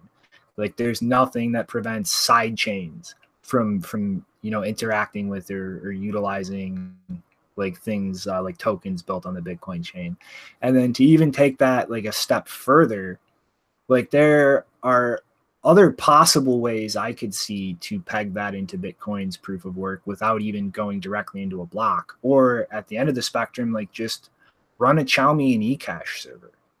And just like there, it's just a centralized token database. You can back it up and distribute copies of like what's been spent already to know what's valid. And like you don't need an entirely different blockchain to facilitate the transfer of tokens. Like it can be done using Bitcoin in a number of ways, or doesn't even really need to use a blockchain at all. Yeah, and I mean, if you wanted to, you could use encoded listeners and then have reference information that's going to, like, there are a whole bunch of ways to do it, which is why it makes it hard that somebody would have a lack of imagination in terms of being like, we have to use Ravencoin to do this. It's like, that's just not the case. Yeah, I guess I'll sum up my comments on this. 3 years ago, or whenever was when they started investing in building this, all of these things were known, right? So these guys they've persisted in these technical errors for 3 years in order to create an investment opportunity that you'd be really pissed off if your grandma ended up falling into. So, it's fine to say that, oh, it's just a mistake or whatever. I don't tend to buy that. I've dealt with enough of these sort of criminals in the past, and I'm not saying that that he is like particularly an evil person. I'm just saying that there's a lot of people that are more than willing to lift your wallet from you, and the ones that are the most likable are the ones that you're going to hear about. Like they're the natural selection process of criminals that do scams is the ones that are, if you're intelligent, if you're not like hanging out on the street corner in some bad neighborhood, the ones that you're going to get exposed to are the most likable people in the world, or they would have already been filtered out. And that goes for politicians and scammers and everybody else. So like Blake was saying earlier, a good rule of thumb is to ask who benefits and resist that temptation to say, well, he's a nice guy, because obviously, unless you had that instinct, he wouldn't even be on the board. Well, I mean, I think a good way of looking at this to understand it from JW's perspective is if you ever saw the Mad Money Jim Cramer guy go onto The Daily Show, and when Jon Stewart was grilling him saying, hey, you're supposed to be on the network news telling everybody about how the economy works and how to make mad amounts of money, and my mom listened to your show and she lost all of her money.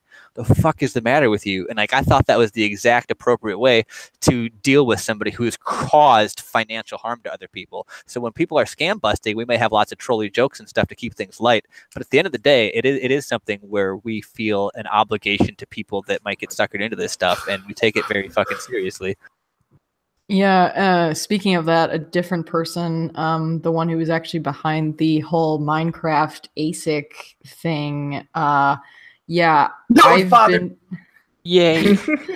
So, I mean, we've talked about him before a little bit on the show, but I've been and several other people I know have been warning people about him for months now, and the response has mostly been, "Oh yeah, he's probably just crazy, but he's like being targeted by the government, so we'll give him a break." And it's like, no, do not give him a break. He will keep doing this. He has a history of doing this. He's suckering in people like Bruce, which does not bode well for Bruce's own project, regardless of whether it's good or not.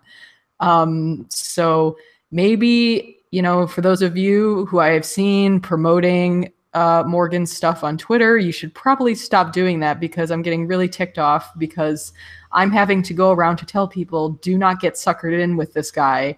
And they're not listening because there are prominent people in Bitcoin who are doing that. And it's really getting on my nerves. And I hope I've warned them as well. And they are not quite following that direction. So hopefully they will change their mind once they realize that a lot of their followers are going to lose money because they're doing that. Yeah, and just so I don't sound like a quick story about Notefather, real quick, JW. So last year he made a tweet that said, "You are an idiot," or like, I'm paraphrasing, but "You are an idiot. Somebody could take over the Bitcoin network overnight with 1 million Bitcoin Core civil nodes. #blind." I responded with period, no. And he blocked me. So that's the mentality of Notefather. The guy is a deranged lunatic, says crazy shit all the time, claims he's worked for the US government, and that he's being persecuted and a hero of Bitcoin. I mean, he literally said during his court case that everybody needs to support him because if I don't go to jail, it'll end the Bitcoin civil war. Jihan will stop being an asshole and we'll come together. And that's the most outright delusional, narcissistic nonsense I have heard out of somebody's mouth in this space. Hold on, I don't want to go too off into the woods or make too many assumptions or make too many guesses. I do know that objectively, my friend Derek Freeman, we used to be on the World Crypto Network together, got into a debate with Morgan on Facebook, and it ended with threats involving firearms.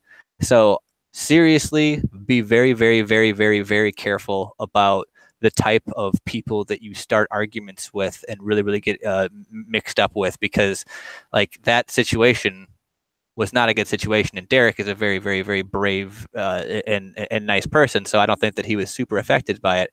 But at the same time, if you are somebody who's going to be very, very deeply affected by that type of threat, definitely be very, very careful about the people that you talk to in this space, because some people get really, really, really hyper emotional in terms of trying to protect their reputation or this or that. And you definitely want to stay safe. Don't start fights with people that you don't know what they're going to do. Yeah, with Notefather, I gotta say, so that I don't sound like just a self-confident prick always calling out these scams. Somebody that I respected tweeted out something, I retweeted it, and then I also sent the guy money. So he is not the most sophisticated scammer in the world, and he's got some of JW's money. So everybody is totally susceptible to this stuff, and I think that's why it's good for us to at least try to protect each other and call out people when it's obvious, right? It was Craig Wright. No, it's the guy Morgan Rockwell, I think his name is. He's like a blonde white guy with a ponytail that was being prosecuted for trading on local Bitcoin and then something illegal being done with the money. I guess JW's got a jet.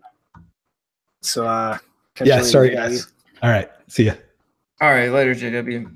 And also, I mean, I don't want to hogpile on Notefather either. He's had a really, really hard life. His mom passed away not that long ago. Please don't watch this show and go harass him, because it's not like he's fucking ruling the world and having a really good time of thing. So just do me that favor, if you will, anybody watching.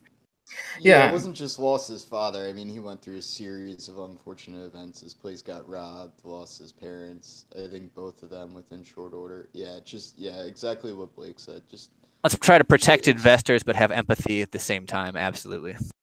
Yep.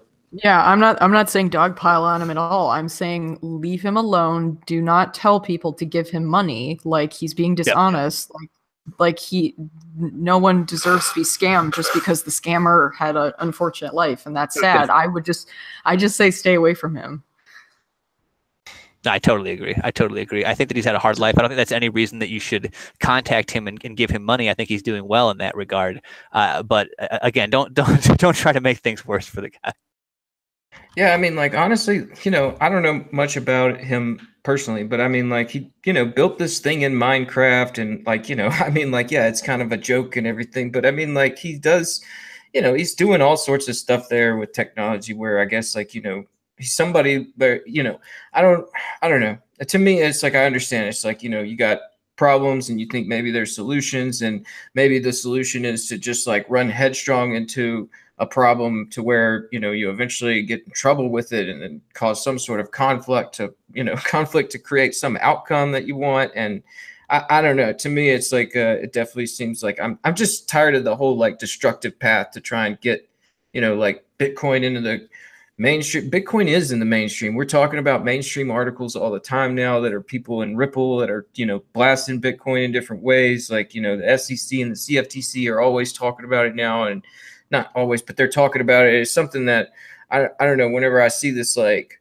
headstrong, like I've seen it in a couple of people in the space where it's like, I'll be damned, I'll get arrested for Bitcoin. And it's like, yeah, I mean, like, you could, I don't know, you could do whatever you want really, but it's just, I don't know. I don't like that idea of just like, I'm going to get in trouble and cause a conflict in order to stir a discussion. I don't know. I think you could be a lot more effective at just doing what you're doing. Maybe go out there and start some, Bitcoin class in Minecraft where you're teaching kids about Bitcoin through this thing you built. And I mean, like, you can get funds help that way because people see you as an educator and they help you out that direction. Not so much just this court thing and like, let's start a fight. Like, I think that, the guy's got some head on him. So, I mean, like, he could do something. I mean, he's doing things. I mean, I've seen him put some stuff out on Twitter, but, how exactly it's, I don't know. He has a lot of Twitter accounts and he has time to travel. And that's about it. Yeah, I mean, like I said, last time we covered the the whole court case when that was happening, there's two interpretations of the event. Either a federal agent is lying and committing perjury in his testimony and the contents of the report he submitted, in which case that's fucked up, but it doesn't change like the other disingenuous behavior he's engaging in. Or if a federal agent is not committing perjury, then he knowingly participated in a legal act involving the exchange of Bitcoin, in which case he's a dumbass. If you're selling or buying Bitcoin and somebody is telling you that their end of the transaction came from or is going to be used for an illegal activity, walk the fuck away. If you make that transaction and you get harassed by law enforcement because of it, you're a dumbass. And like, you should have seen that coming a mile away. Forgot about that. You gotta have some OPSEC. I mean, you have to have your eyes open and be aware of. I mean, you can't just say that we're in a revolutionary space. You have to fucking act like it to some extent. Like me using my real name and having a picture of my face. I'm an idiot, and I know that. But it's been a while, and I don't know. It's people have to realize that this is an economic upheaval where we're going to eat the lunch of people that have been pretty violent for a long time. So, be smart. Mm-hmm. All right. So I guess in the interest of time, because bigger panel today has kind of led to a lot longer discussions, just going to say a few quick words on this and then advise people to read this yourself. If you want to see an example of somebody having to take common sense, break it down and enumerate it into a systemic multi-step process, and then force people to follow it step by step by step by step, because all of the people in your company are too stupid to just exercise common sense. So if you would like some insight into why Coinbase is such a disorganized shit show, fucking things up constantly, I suggest you read this Medium post by Brian Armstrong in the show notes. But I guess in the interest of time, I'm going to just slide along to what's been going on with Monero the past few days. And to really just start off, I frankly have no idea. And I'm gonna run through at least 6 potential explanations I've been able to find that might be responsible for it. But somebody posted this segment from their Monero nodes logs 2 days ago on our Monero, and was pretty much saying he's been seeing regular reorgs of depths that are significantly more than one block. For instance, somebody later in this thread actually is saying that they're seeing a 21 block reorg in their profile, or I'm sorry, not profile, their logs. And later thread, it's kind of been shifting around with the upvotes. This time it's not me forgetting where stuff is. Fluffy Pony posted on Twitter and is claiming in his logs he's only seeing reorgs of around one block, and he's not seen any reorgs deeper than one block in the past.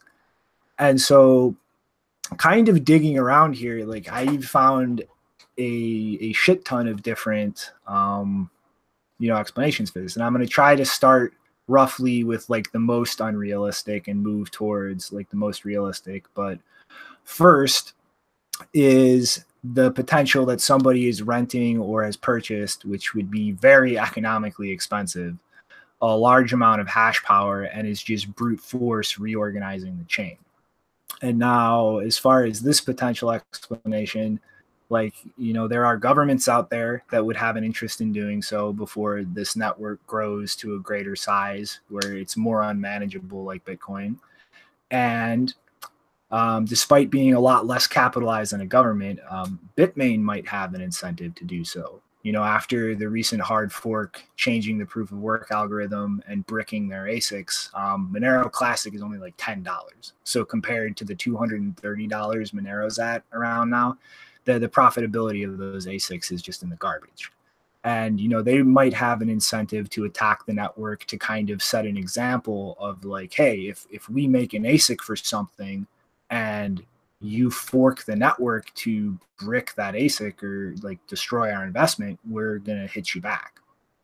The next potential explanation, again, I don't think at this point it's really feasible or the likely explanation, but large corporations that manage higher tiered networks that make up the internet, or service providers or governments that could pressure such entities, maybe intentionally filtering traffic to cause network partitions. Although that would be a huge thing in terms of the space, to actually see the internet itself being filtered or manipulated to affect a cryptocurrency.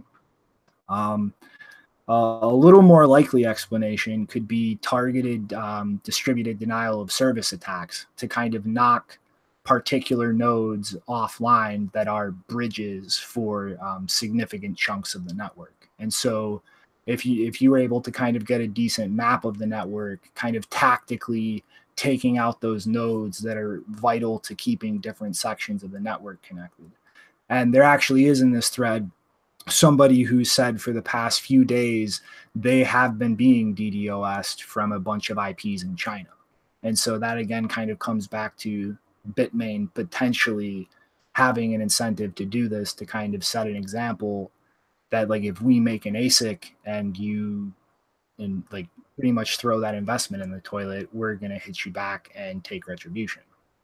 And then kind of like in the more likely explanation, I've seen a lot of reports of people who had, I think 11 was the version of Monero prior to the fork, following the chain after the fork for a while before upgrading. And so this kind of causes issues, as obviously it's going to be syncing and following the other side of the chain. And you would actually have to go back and kind of clear your copy of the chain to prior or before the fork to actually keep going with the Monero network proper. And there's also been a number of bugs reported in the newest version 12 that are kind of causing weird errors and stalling sync at random blocks. And so to the best of my knowledge at this point, I have not seen anything be definitively attributed as the explanation for kind of these disruptions in the network. But like I said, like I found a lot of potential explanations, some kind of more tinfoily and some kind of more just bugs or user errors. And yeah, I'm sorry I don't really have a definitive answer, but you know, these are kind of what I've found as potential explanations, and something weird is going on with Monero. Yeah, I wouldn't at all be surprised if Monero is being, if one of the theories is it's being targeted by state actors, because literally in the last couple of weeks we've seen a bunch. We had the Japanese financial authorities. Who else? But a lot of them have mentioned Monero as being the big problem because they suspect that it's being used for money laundering more so than Bitcoin. And so they're specifically targeting Monero. And so I would not be surprised if they were, someone or a group of them were ramping up some kind of effort to try and take down Monero, or at least disrupt it enough that people stop using it as much. Like, that wouldn't surprise me at all. Yeah, I think also like just the speculation of Bitmain, like a retribution for forking whenever they developed ASICs. It sounds like that could definitely be there. I just like one of those things that whenever this was like, you know, the story popped up and we were reading about it, I was surprised to see like that Circle added Monero just like a day after this whole thing was like going on, and it's just like, oh man, like you know, I don't, like we were saying, you know, I don't know what's going on over there with Monero, you know, with this reorg and everything, but it's just like you're saying with state actors, and we know Circle was, you know, bought by Goldman Sachs and everything. It just kind of makes me wonder what exactly is going on over there with Monero. That's where earlier we were saying, don't know what's going on, is because, you know, there's like this reorg being discussed on Reddit, and, you know, like, and we know that those ASICs are out there, and, you know, Bitmain's probably a little upset about, you know, their fork. So yeah, it's kind of up in the air to where I don't know if I'd be going in and out of Monero right now. I mean, have you been following this issue at all, Nopara? I mean, any thoughts on, you know, which of these potential causes it might be? I think the most likely is that Bitmain is attacking Monero. I mean, the Monero community showed the middle finger to Bitmain. Well, Bitmain don't like that. I think that's the simplest explanation. Probably the most likely speculation. Mm-hmm. What do you think? I mean, personally, I'm leaning towards either that or some kind of bug in like how clients handle different blockchain states. Like, for instance, somebody you know, having gone past the fork on the old chain and then upgrading to the new client with like invalid blocks in the database. But like, yeah, it really wouldn't shock me at all, Bitmain, especially with that one Reddit user who was complaining about DDoSs from a bunch of Chinese IP addresses. Yeah, it's pretty obvious there. It's like China's DDoSing me. I wonder why. Well, I wonder if it had to do with that fork. But, you know, I think if the explanation is Bitmain attacking the network, I really think that just reinforces like not changing Bitcoin's proof of work and holding steady while competition develops is like the right play. Because I mean, if they're literally attacking another cryptocurrency because its user base chose to move away from ASICs that they just developed, I think that shows some serious fear about their long-term revenue stream in the crypto space, because like they have been expanding a lot more recently into ASICs for different altcoins to kind of hedge away from being solely dependent on SHA-256 ASICs. And I mean, to see them react this way, if that is what's going on, to like a proof of work change away from ASICs they've developed, like they have to be pretty worried internally about like the viability of their revenue in the longer term. Yeah, it makes me think about that whole like haven't talked about it in a while since UASF, like that miner developer user, like the miner developer attitude there between Monero and Bitmain. That sounds pretty hostile. I don't know.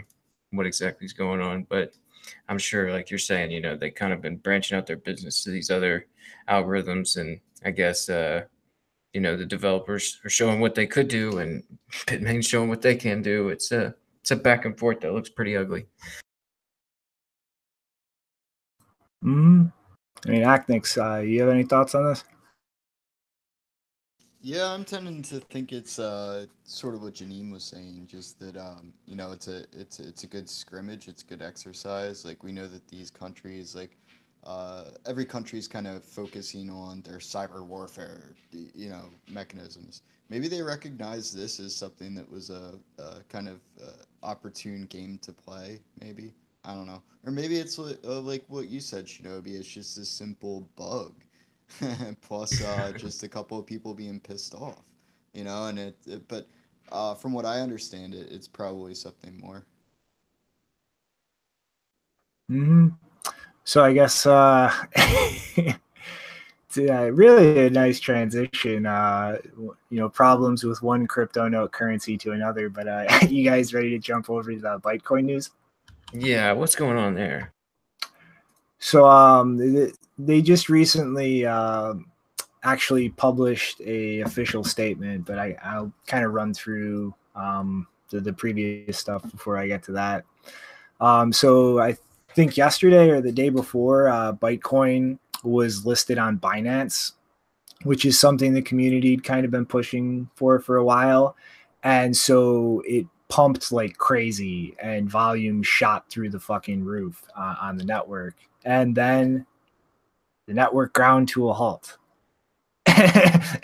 So like nobody was able to actually process transactions, you know, to or from an exchange in the middle of a massive pump. And you know, all the exchanges started, including Poloniex, started shutting down withdrawals to kind of prevent people from losing money.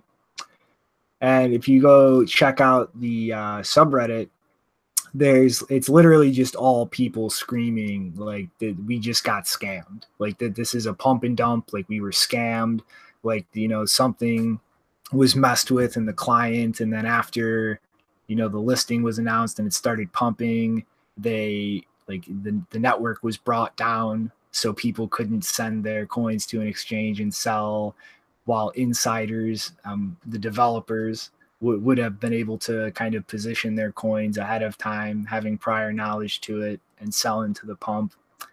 And after seeing this announcement from the development team, I am very inclined to agree that is exactly what happened.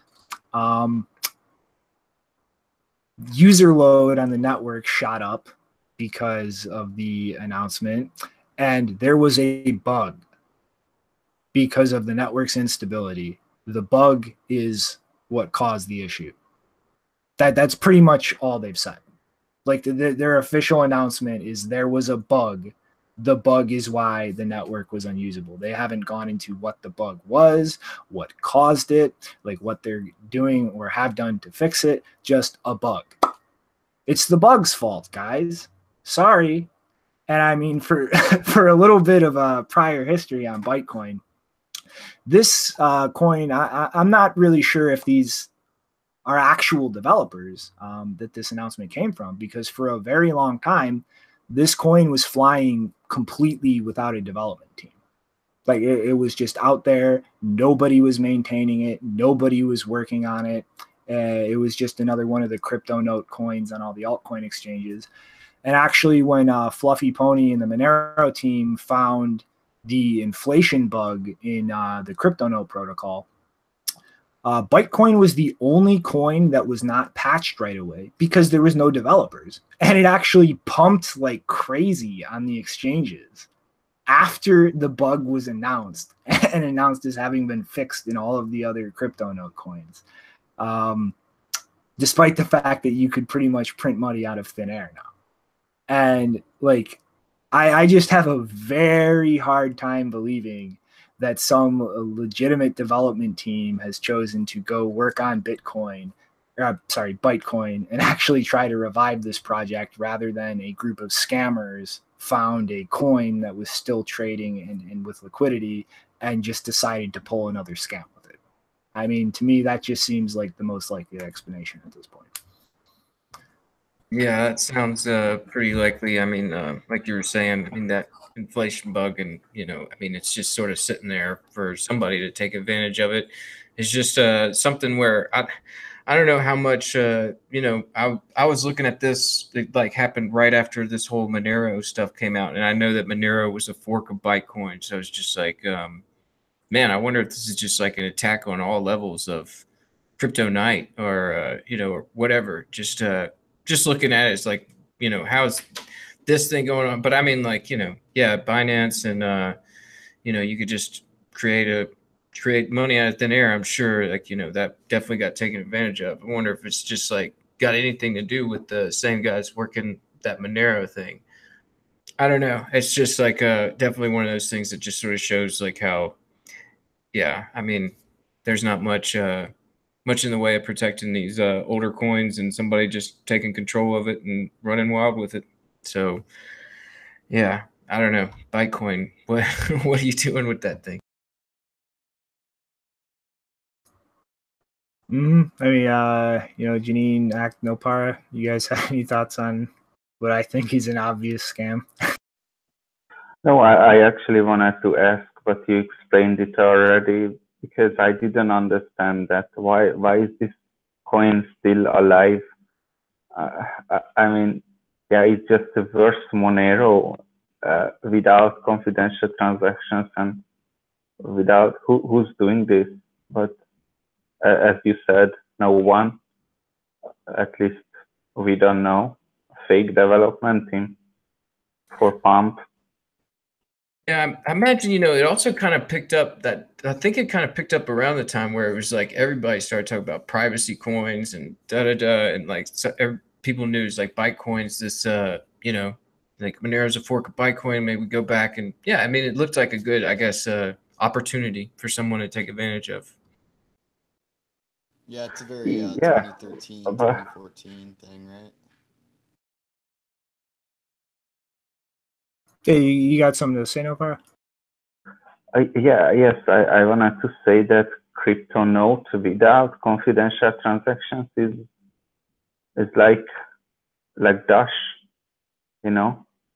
nothing, no privacy at all.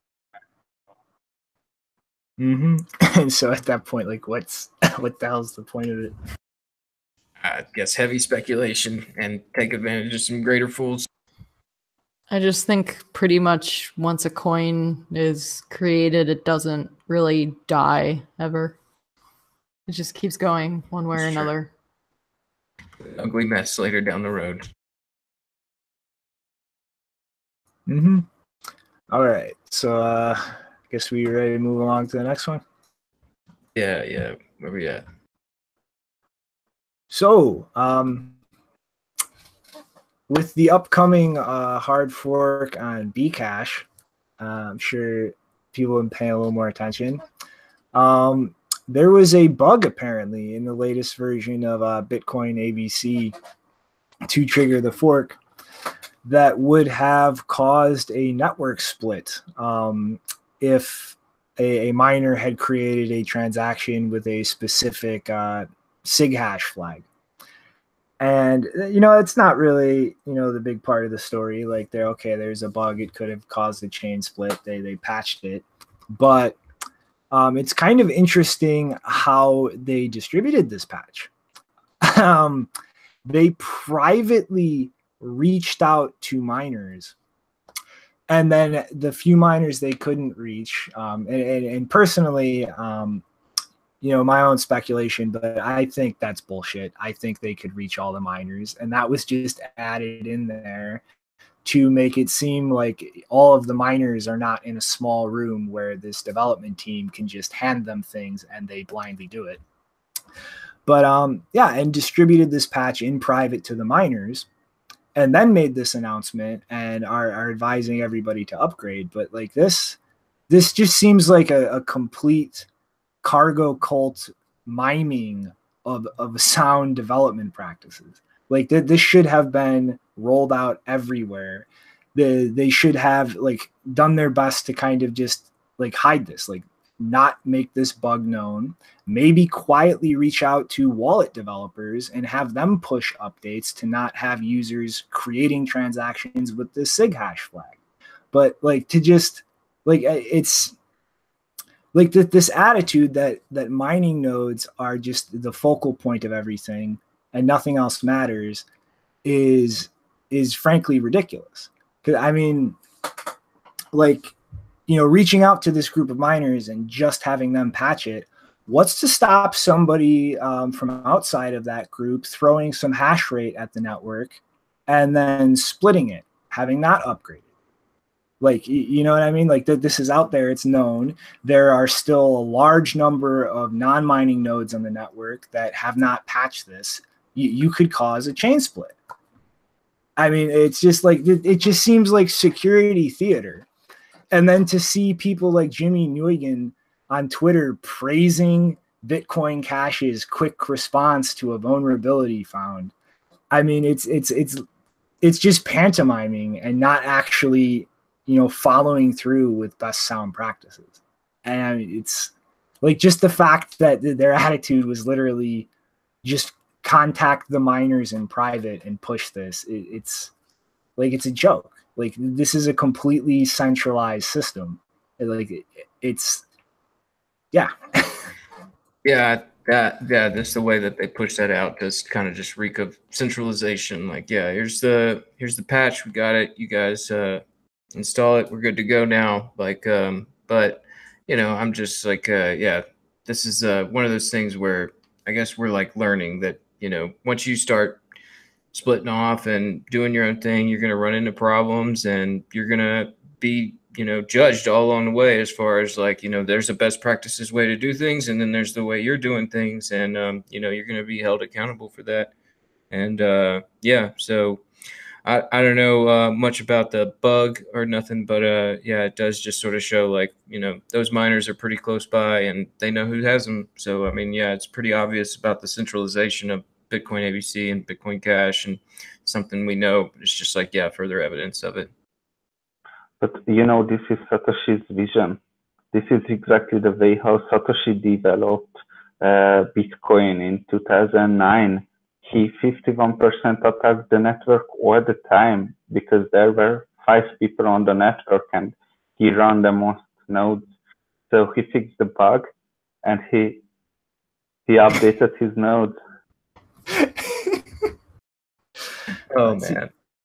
See, that's like real quick, Grant. Like that's like one thing I see a cognitive dissonance in the Bcash community constantly is that the attitude that only miners matter is like pretty much pulled from the white paper, which spoke of nodes to mean only miners. And like part of the silliness of this is like those functions have separated. That's clearly obvious. Like a miner is not a node anymore by default. And part of their rationale for defending these giant data center nodes as being secure and decentralized is based off of Satoshi's statements that nodes would wind up centralized in big farms. But by nodes, he was speaking of miners, not every copy of the blockchain. He was simply speaking to the mining process being concentrated in giant data farms. And so it's like they try to take this and twist it and have it both ways, where Satoshi said it's all going to be in data centers, but you know, he only meant the mining part. It's like if we would be saying that Satoshi said Bitcoin.com sucks, which he said, but then Roger was not owning it. Yeah, he specifically stated, yeah, he had registered the .org domain, and somebody brought to his attention that there was a Bitcoin.com, and his response was that has nothing to do with the project. Like, I don't control that. Yeah, open source was .orgs. So but I guess, or sorry, go ahead. No problem.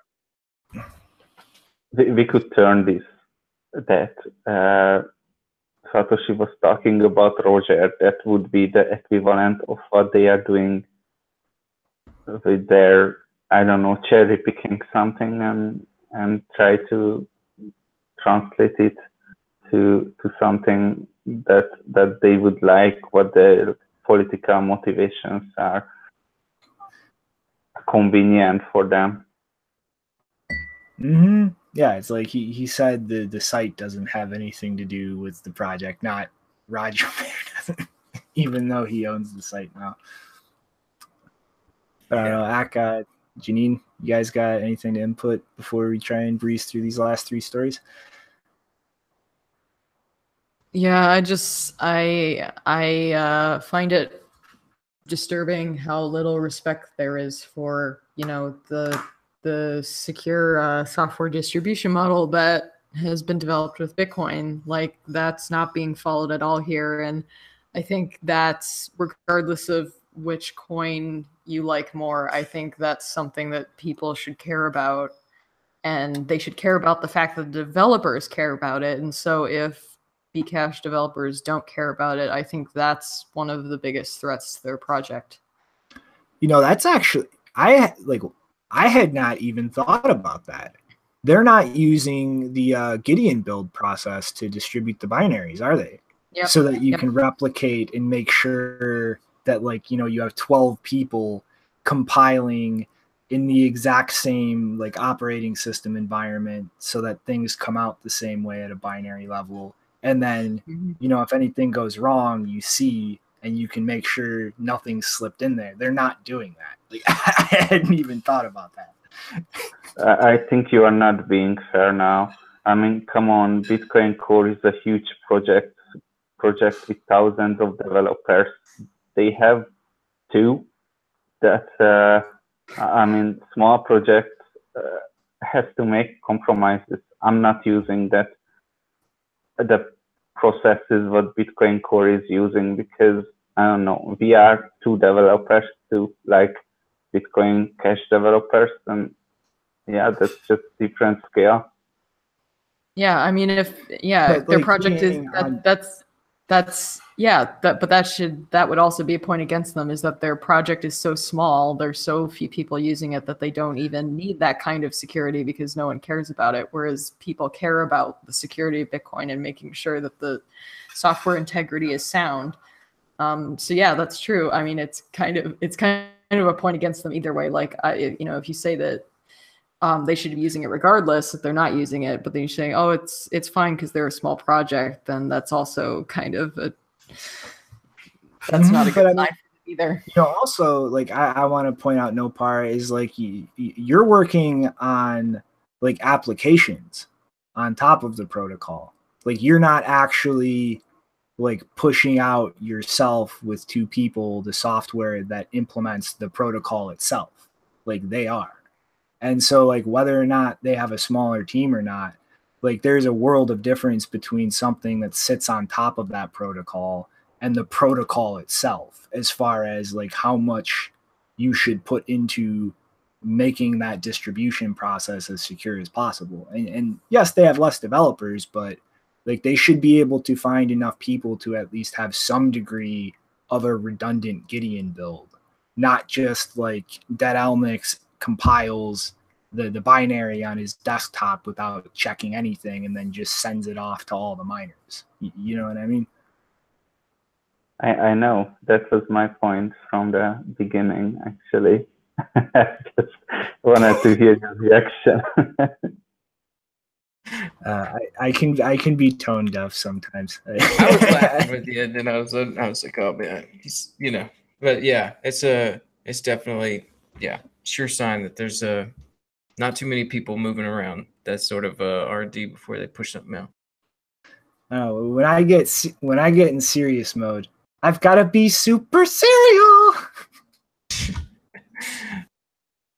All right, where are we going now? The New York Stock Exchange parent company, Intercontinental Exchange, is looking to build a Bitcoin exchange if the regulatory situation kind of clarifies itself and allows. And in the interim, because like there's a lot more clarity with this specific kind of product, they are looking into a swaps exchange, kind of like LedgerX, where instead of immediately matching orders, you kind of put your orders, they're matched, and then after like a delay of a day or so, the cash and the Bitcoin are swapped hands. And I just want to point real quick before I let you get a word in, Janine. This is the company ICE that Blockstream recently partnered with to kind of consolidate price feed and order book information from all the Bitcoin exchanges into like a single consolidated feed that different institutions can kind of access to track market activity. So you want to go, you got something to say now, Jeannie? I was just going to say, oh God, another Bitcoin exchange. Yeah. That's not going to be decentralized. It's like, it's inevitable. Like I have been saying this for years. Like the big boys are either going to buy and take over the exchanges in this space, or they're going to start their own. I mean, like the exchanges in the Bitcoin ecosystem is shit show amateur hour stuff. Like it's jopped together on a scalable VPS, you know, or in Coinbase's instance, fucking rubies on rail.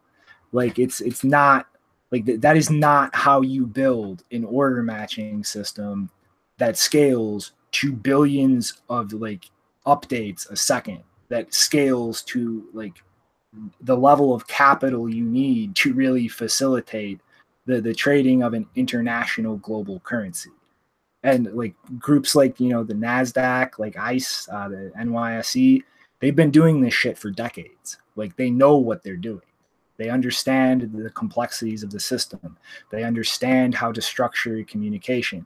Like, you know, they've built these systems out, scaled them, like built isolated networks for them to run on for decades. And, you know, if you're an exchange in this space and you aren't going to pull a miracle out of the hat or planning on being bought by one of these institutions, then you are in for a very bad time, because they're coming. And they have a hell of a lot better idea what they're doing than you do.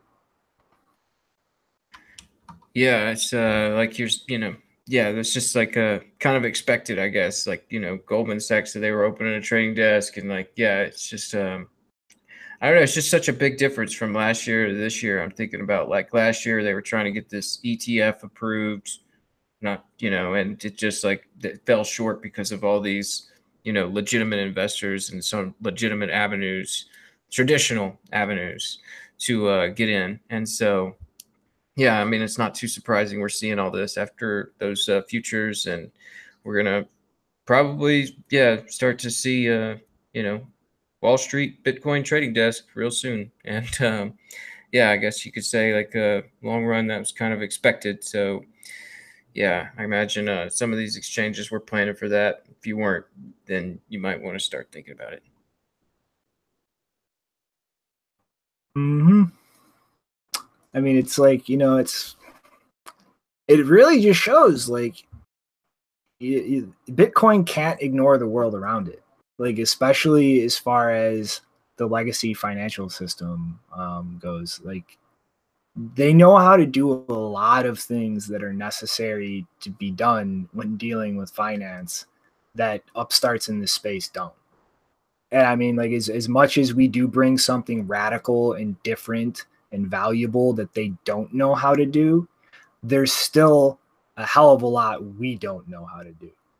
And it's not really as one way of a dynamic, like Bitcoin's holding all the cards, you know, as we like to think. And on the flip side, you know, this shows how important it is to really build out decentralized infrastructure for retail consumers to use as far as exchanges and trading and, you know, interaction with these different assets, because the legacy system is going to come into this space. They're going to buy things or build things, and they are going to push out all of the companies that exist now. And if we don't build alternatives where they can't do that, they're going to wind up controlling all of the on and off ramps, all of the gateways.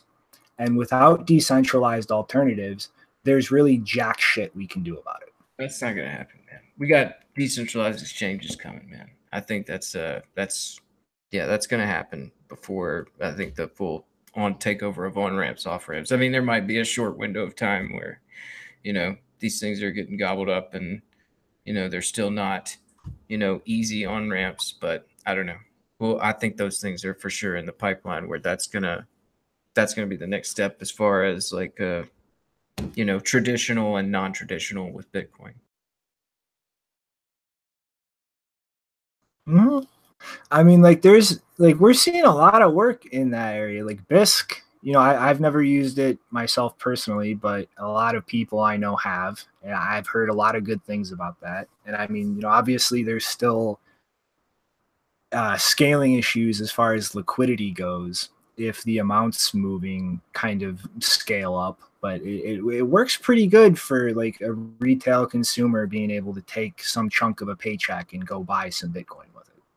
And I mean, like you have, you know, systems like Azteco in the UK that you know, Beautyon's involved in, you know, something where you just go, you drop the cash on the counter at a store and they give you something to redeem. And I mean, a lot of these things, like pretty much I'm not worried about people being able to just buy Bitcoin and get their hands on it in amounts that fit like their wealth as far as normal people. What I'm worried about is people who don't subject themselves to like KYC and AML policies and put themselves in these big databases that do have large amounts of capital being pushed out of the pricing mechanism. Because it is going to be a long, long time before we live in a world where you do not have a fiat price for a Bitcoin. And like, it's pretty much just the people with the money trading that who set or decide what that price is. And I'm worried about everybody except the current institutions being walled out of the places where the majority of that volume happens and that price is set. Like, I'm not worried about Joe down the block being able to put a little bit of his paycheck into Bitcoin. I'm worried about us losing control of the mechanisms that price Bitcoin, because there is a long history of price manipulation in the legacy ecosystem. Just look at gold derivatives and how many certificates that just straight up does not exist floating around setting the price of gold. And that is the thing that we actually need to stay vigilant about and understand and look for solutions to deal with, because that is an inevitable, unavoidable problem. And we're going to need some way to deal with it. Definitely something to think about, man. I'm just, I don't know the answer on that one. Yeah. Well, I mean, I don't know. Anybody else have any thoughts? Or I'm going to wind up rambling most of the last part of the episode. I think we should just start pricing Bitcoins in pizza. Yeah, how many pizzas for Bitcoin? Because that is like the bread and butter for humanity is pizza. 0.001 point of pizza. Store of value is pizza. What was that, Nofara? Or price Bitcoin in hookers. Get shut down in no time at that point. Then there would be you would establish the basis for a pizza hooker arbitrage, and I think that would just start getting weird. Roger's kind of messed it up though, because he's like tattooed some of his hookers, and now they're non-fungible. Oh my God! There is a theory of, I don't remember exactly, but if you compare the prices of hookers in countries, then you you get some magical results, like how well off people there, something like that. I don't know. Inflation. I'm gonna have to talk to Bitcoin Aerolog about that one. He probably knows that formula. All right, we need to add hookers to the consumer price index. Yeah, it's like the Okay. McDonald's index or something like that, just more accurate. No, I'd rather go with pizza. Let's stick with pizza. Yeah, I'm Because sure. the thing is, how many people are hookers going to appeal to? Like maybe half the population. Yeah. Oh, okay. But That's cheese is sexist. very Janine. expensive Okay, in that is Asia. so sexist. What? Are you telling me women, I- all women, just don't like hookers? No, so when I say maybe half, I'm including the men. I'm including the men who would not go with hookers, and I'm including the women who might be interested. So I'm not being sexist. I'm making a random statistical inference. Yeah, because I mean, like, yeah, for sure. You know, Mhm. I haven't dealt with that many hookers, but you know, I'm sure there's some out there that I wouldn't really care to be around. So, yeah, there's that to factor into. But dude, we're gonna get in trouble talking about this. Who's gonna like who? Oh, you know, Is Dad gonna come give us a spanking? the populace is gonna come back and whip us. Let's bring in Eric Schneiderman. Yeah, okay, yeah. Then we'll have the metrics we need to move on. He definitely wouldn't like Rogers though, because apparently he's against tattoos. They're not good enough for his office. One of the women one of the women in the story said that he like pressured her to get rid of a small tattoo in her wrist because it wasn't good enough for his position as attorney general. I'm zipping my lip on this topic now. All right. Where we go with the last two? Where are we at? All right. We got two more left. One new, and one following up on a story from a month or two. Multiple Okay, months yeah, both ago. these are pretty fun. All right. So you might look at this and think this has absolutely nothing to do with Bitcoin. I'm going to tell you you're wrong, and then I'm going to tell you why you're wrong. Square has just launched a new software product to handle the entire logistical management of a restaurant. Not just the point of sale system, but the entire restaurant. Table layouts, ordering, managing and splitting tips, record keeping, being able to update things like table layouts. And this also integrates with another company that they purchased recently, Caviar, which is kind of like a food delivery service that isn't tied to a specific restaurant, kind of like how Uber and like other services are now allowing their drivers to kind of do food delivery as well as just like taxi driving. And like this is being released now. I think it's their third complete software setup in addition to their normal retail only setup. And then another software product that I think it kind of deals with more like schedule oriented businesses. I'd imagine like, something like a lawyer, a psychiatrist, anything that's kind of built around scheduling chunks of time. And to explain why this thing that seems like it has nothing to do with Bitcoin does, Square is positioning itself to be a powerhouse that stomps the shit out of businesses like Coinbase and BitPay in this space. They are developing a complete ecosystem right now.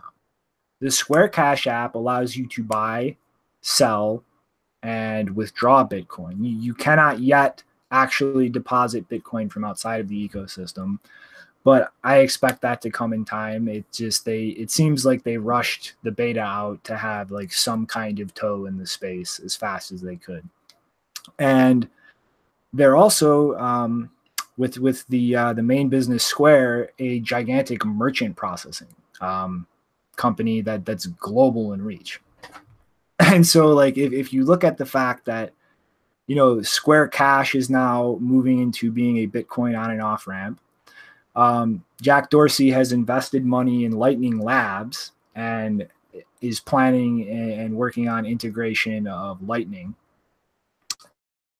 And merchant processing business that is ginormous in scale and split up. It's not just chain businesses, like all kinds of smaller businesses plug into their ecosystem to accept payments. And he's actually polled Square merchants sometime recently and had 60% of them that responded say that yes, they would be interested in accepting Bitcoin. These are the pieces that, when put together, are an almost instant global powerhouse for a Bitcoin ecosystem. People will actually be able to get their hands on Bitcoin. Lightning integration will offer them a very easy road into an actual scalable payments network and ecosystem. And the main business, Square, will allow any merchant that plugs into that product to be able to instantly start receiving and interacting with Bitcoin.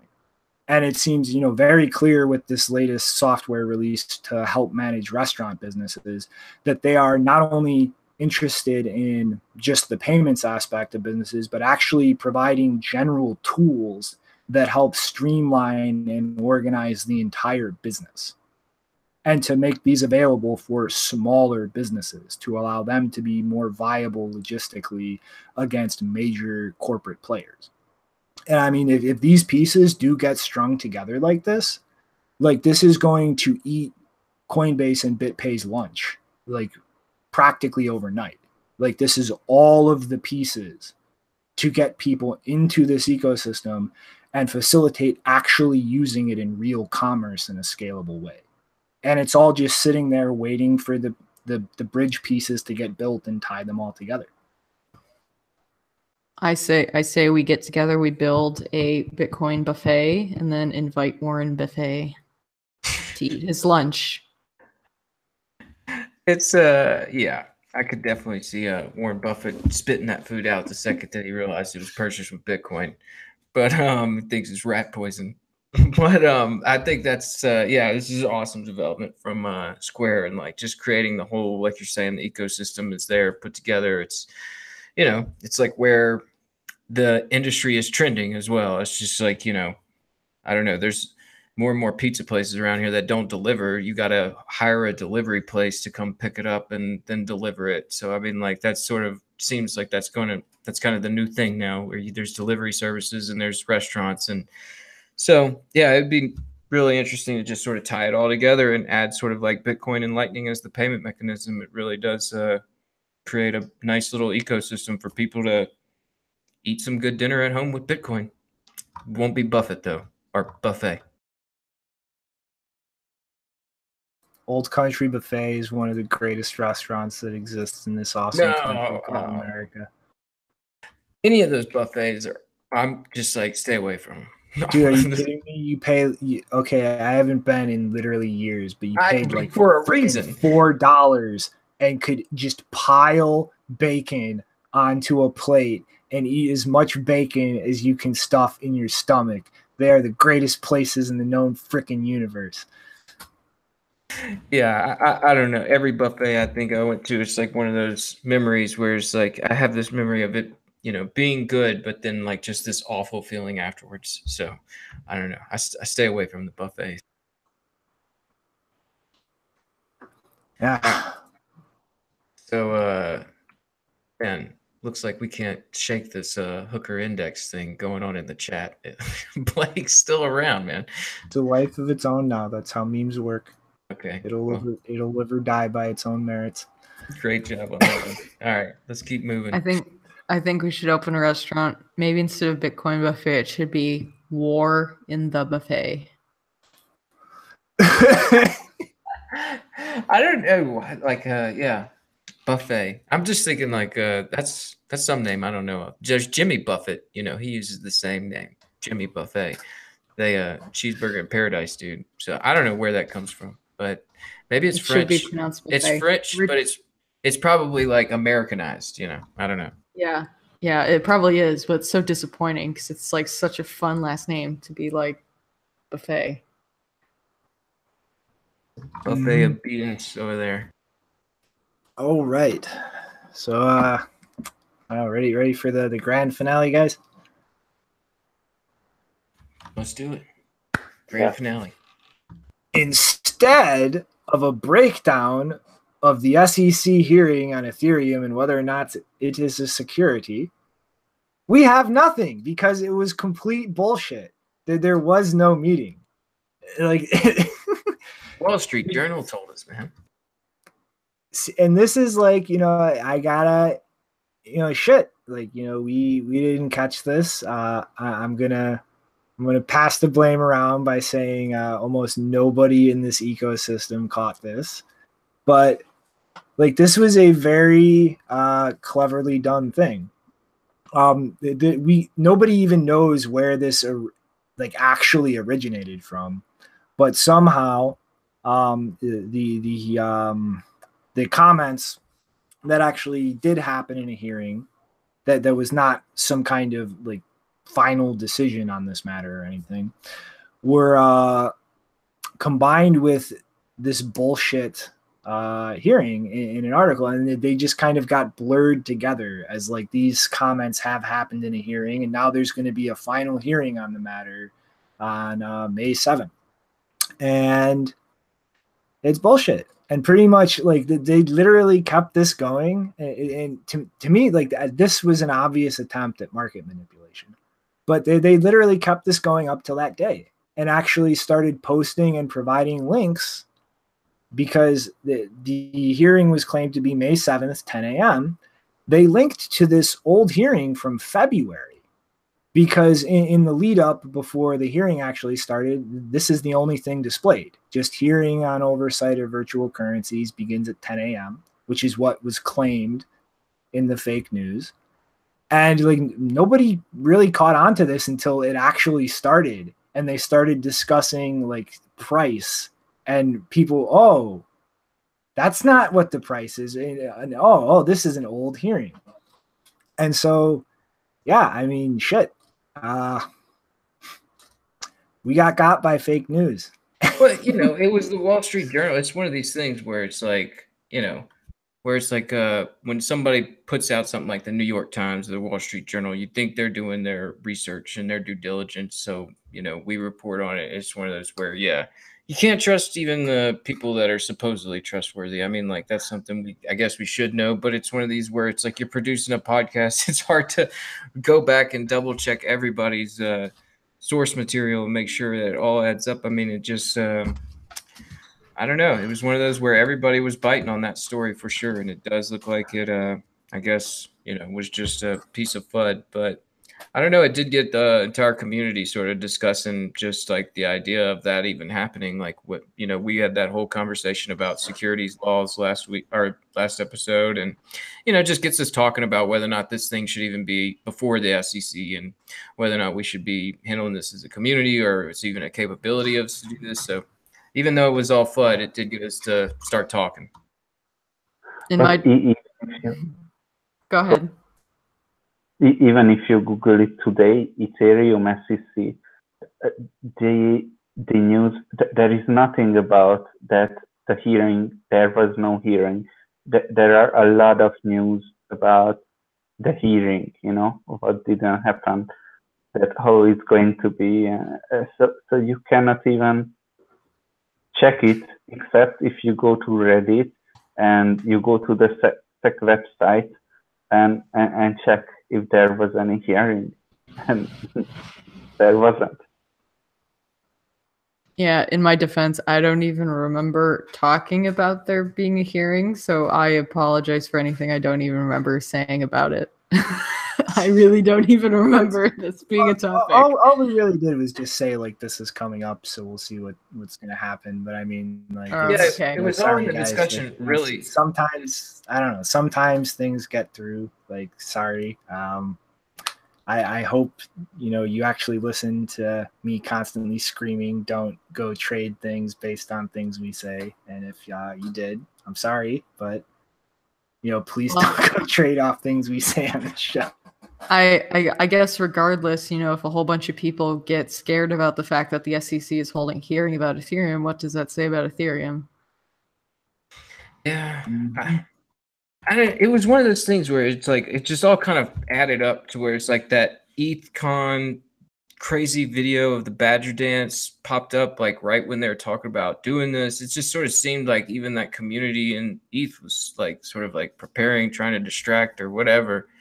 But yeah, I don't know. It was all stirred up in the discussion with Ripple being brought before the Parliament and Ripple getting a class action lawsuit, and then we jumped into this story, and it's just it was just discussion, and like, I don't know, to me it's like we live in a day and age where if you expect everybody that's going to be 100% due diligent on everything that you hear, I mean, like that's just not possible in this day and age. It's like, it's like we're seeing with Monero. It's like things happen, and then hindsight 2020, you look back, and I think everybody has to know that. I mean, even when we were just talking earlier about Trump and the lines and can you read what's really going on and everything, it's like we live in a world of misinformation, and you got to, find your best sources and just work with what you get. And I mean, like, if you're listening to us thinking about your buying decisions, like we don't talk about price for a reason.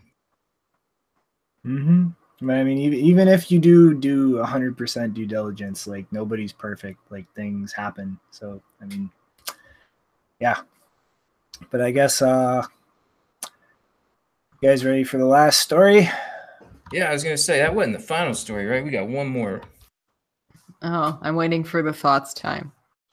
Of course. Well, we'll get to that quickly. This is pretty short.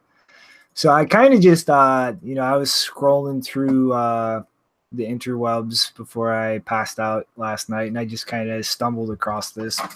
I remembered we actually covered this, a couple months back.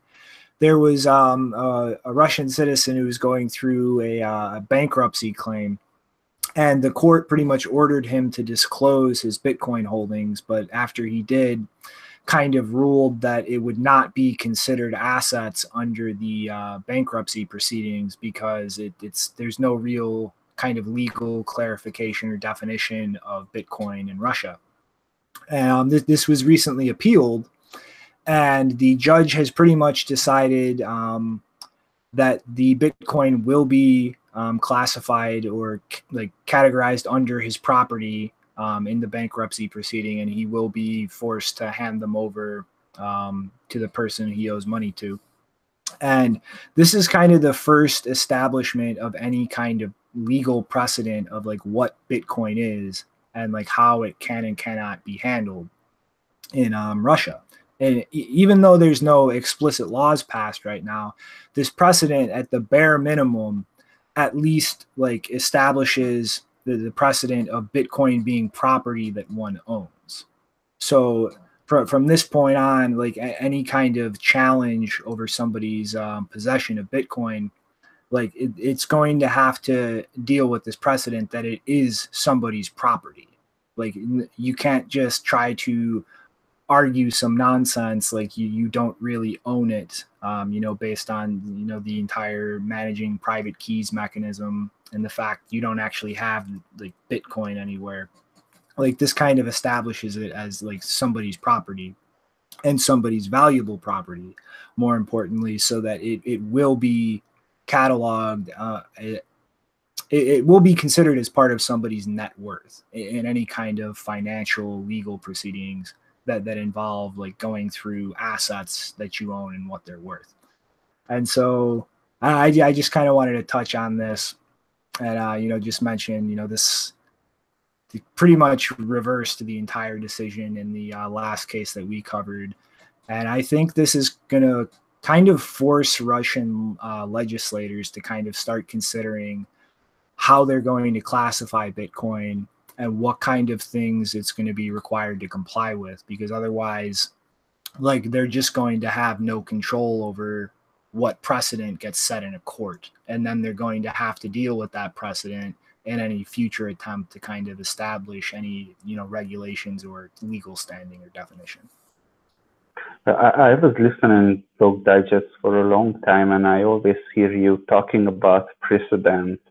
But I think in most of the world, it just doesn't matter. It's not like in the US that you go back to a precedent 50 years ago and try to apply that. I think in the rest of the world, it doesn't work like that. Precedent doesn't really matter much. I would say like my only thing is maybe you know something about it.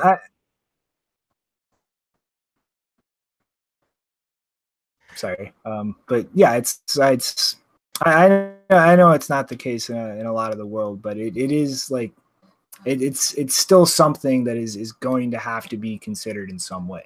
Like, now you have judges kind of just arbitrarily ruling things, and if you don't establish some legal definition or way to consider something, then it's pretty much just like the judge is deciding things. You know what I mean? Like, you have no consistency in how this is going to be handled. And that's not really a sound way to kind of let things develop. You know what I mean? Exactly. I think that's how it works. You don't look at precedents, but you look at the book. Well, I could tell you the two type of legal system in Hungarian, but not in English. You look at the book, and the judge can decide based on that. You don't really care about the precedents, and until some new legislation, some new rules came along, the judge can decide. 5 different judges can decide 5 different ways. That's my understanding of these not precedent-based legal systems.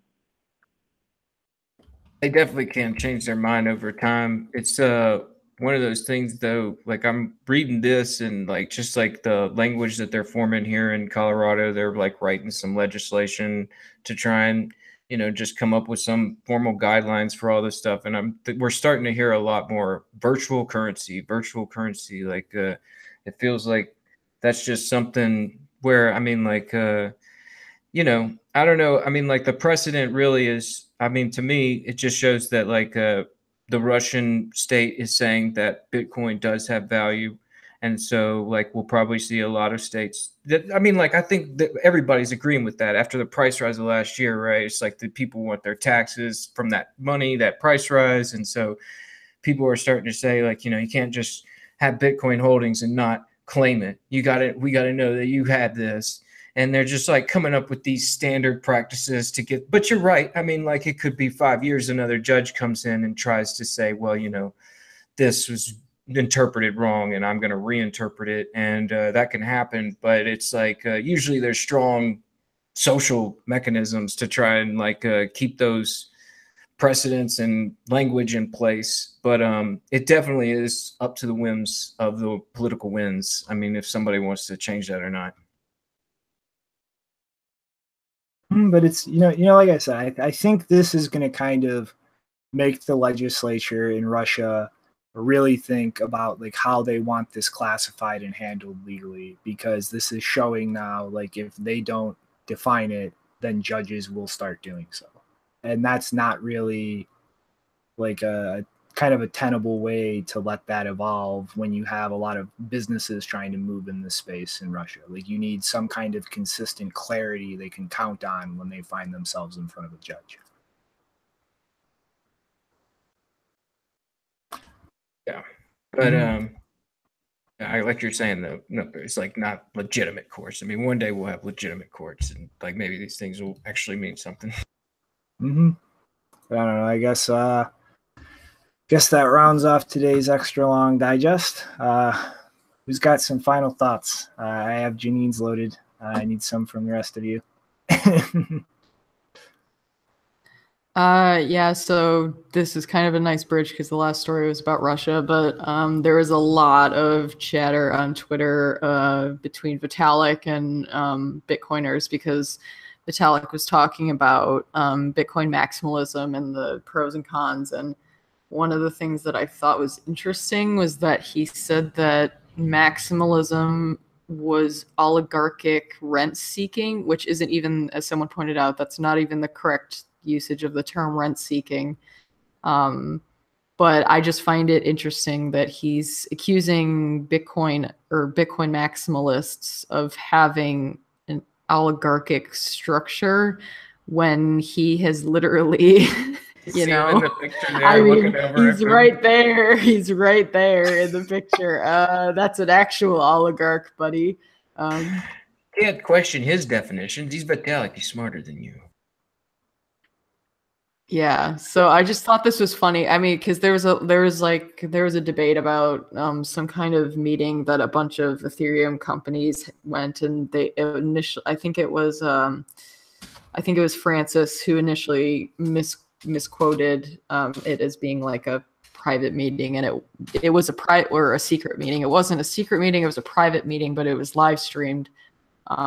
So yeah, it was just a lot of conversation. It was hard to follow, but I thought that was funny because that was, you know, a big inconsistency that I saw. So I think no one is a Bitcoin maximalist. It's just saying I'm a Bitcoin maximalist. It's just a nice way to say that I think your idea is stupid. I don't want anything to do with it, and don't waste my time with it. So I'm a Bitcoin maximalist. Okay, I think that it's all about, if there is a better tech or better something, then we would be interested in. Yeah, that's about right. It's an easy way to just say, like, I'm not interested. Mm-hmm. Yeah, Eric Lombroso actually said that he, I'm just going to read his tweet. He said, I think most actual maximalists would happily use a different blockchain or perhaps even a different technology if it better solved the problem of sound money that is resistant to censorship, inflation, and regulatory capture. Like, that's how I feel. If Bitcoin stopped being that, then I would not be interested anymore. I'm not particularly emotionally attached to Bitcoin. It's the qualities that come with it, and I'm not interested in other coins that don't have those qualities. Mm-hmm. It's yeah, like if something, I mean, like Mimblewimble, for instance. I mean, like, there are two problems with that make it inferior to Bitcoin. Depending on range proofs for the privacy and scalability, which means that it's not quantum safe and potentially open in the long term to infinite inflation, and the fact that it doesn't have scripts. But there are a bunch of people working on confidential transactions to try and improve and get that technology in a sound place. And there are people working, like Andrew Palestra at Blockstream, on scriptless script in a way to emulate scripts without actually having like an actual scripting language. And if both of those things are solved, Mimblewimble would eat Bitcoin's lunch. I would buy that coin in a heartbeat and dump all of my Bitcoin because it would be a superior system. But until those two flaws are solved, it's not. And that's the only reason I'm not ready to jump headlong into it. But I guess, Rick, you had some funny thoughts for us? Yeah, man, I'm like digging through this at Tech at Bloomberg because I don't think this isn't a real Twitter account. You know, this was like a Twitter account produced for this HBO series, Silicon Valley, where they released PiedPiperCoin. I'm just like thinking like this is like the level of insanity we're at, where you know, you got an HBO hit series watched by millions of people every weekend, and you know, they're talking about revolutionizing the internet with this PiedPiperCoin and making it a secure. It's, you know, I don't watch the show, but I deal with people in town and they say, you watch Silicon Valley? They're doing that exact same Bitcoin thing on that show. And like, I guess this is what they're talking about. I mean, like, I'd be interested to see what exactly they're talking about. You know, like actually watch the episode.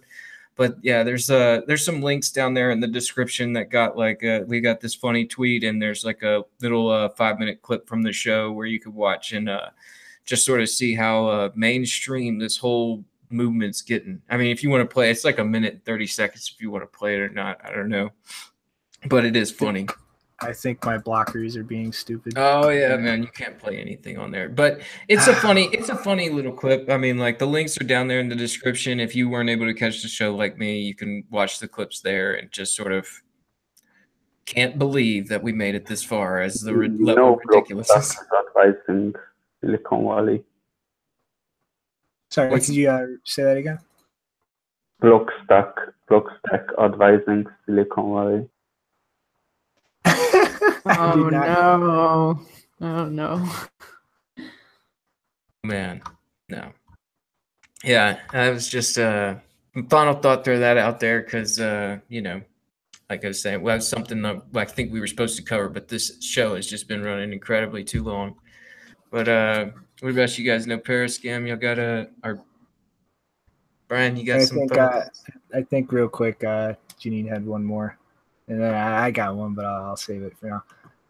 Yeah, so if you, I can't remember which show number it was, but one of the shows we talked about, there was a ridiculous article in Glamour magazine about women in blockchain or women in ICOs, really, because most of them were doing ICOs.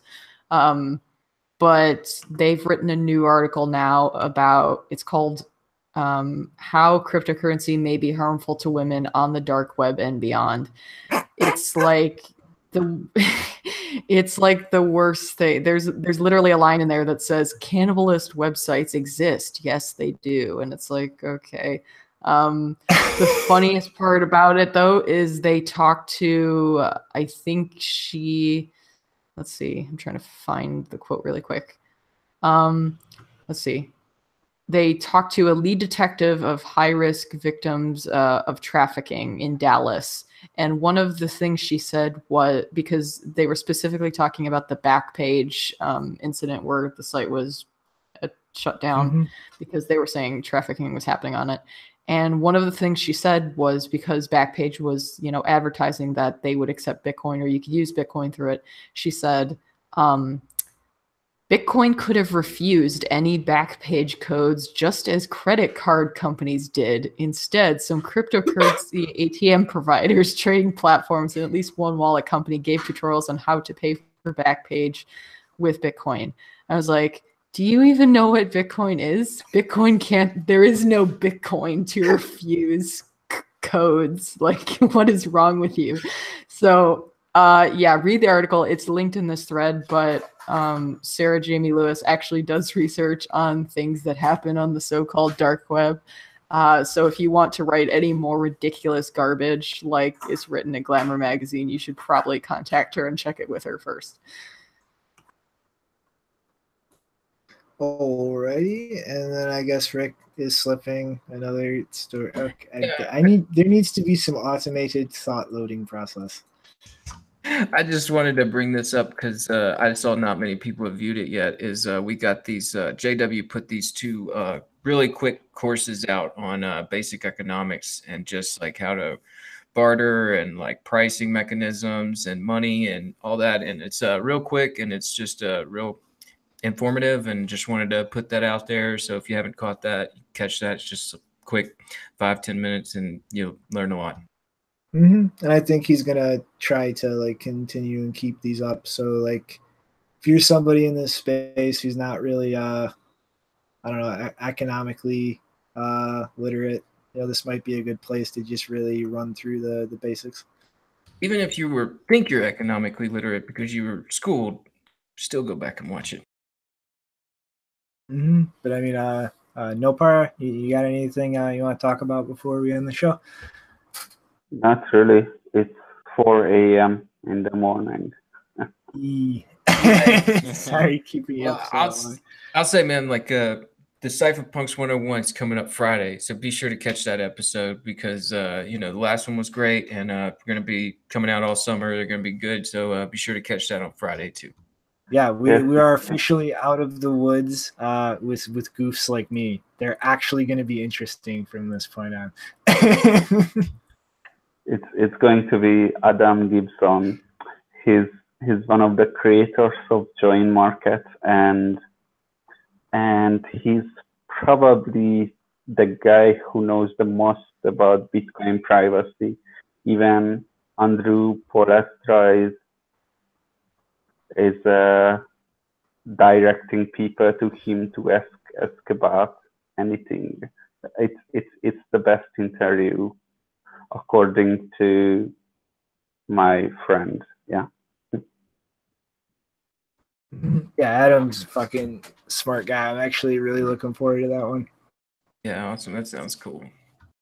Acnix, any final thoughts from you? Yep. Bruce is an idiot.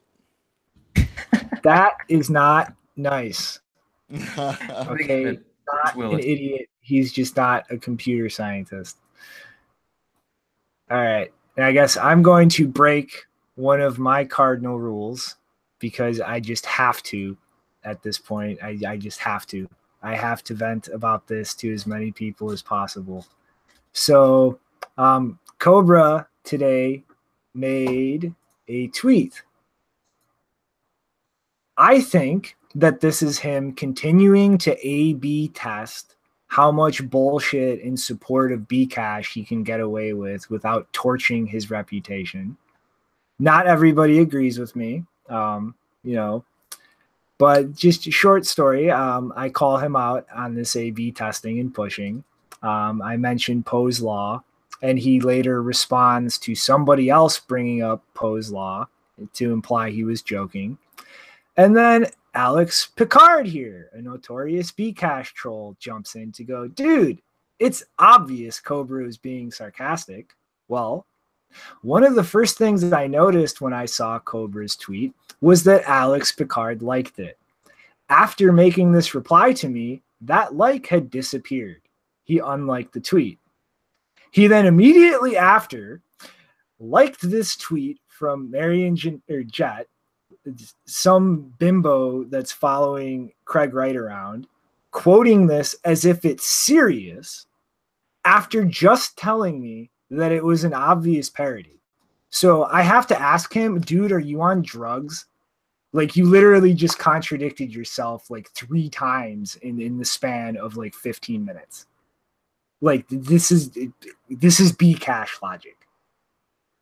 Okay, and now I've got the venting out of my system.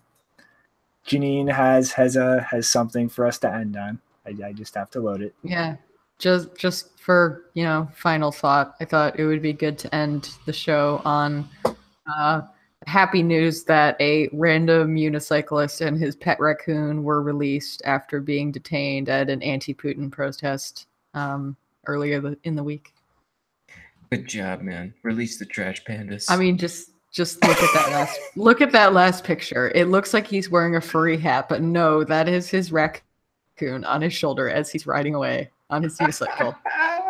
That looks like, I don't know. That's like, yeah. I mean, so they're getting away. They're leaving the police station on the unicycle with the raccoon on his head. It just, I don't know. It looks like a scene from a movie. That's beautiful. Should be the ending. Pedal away to freedom, little buddy.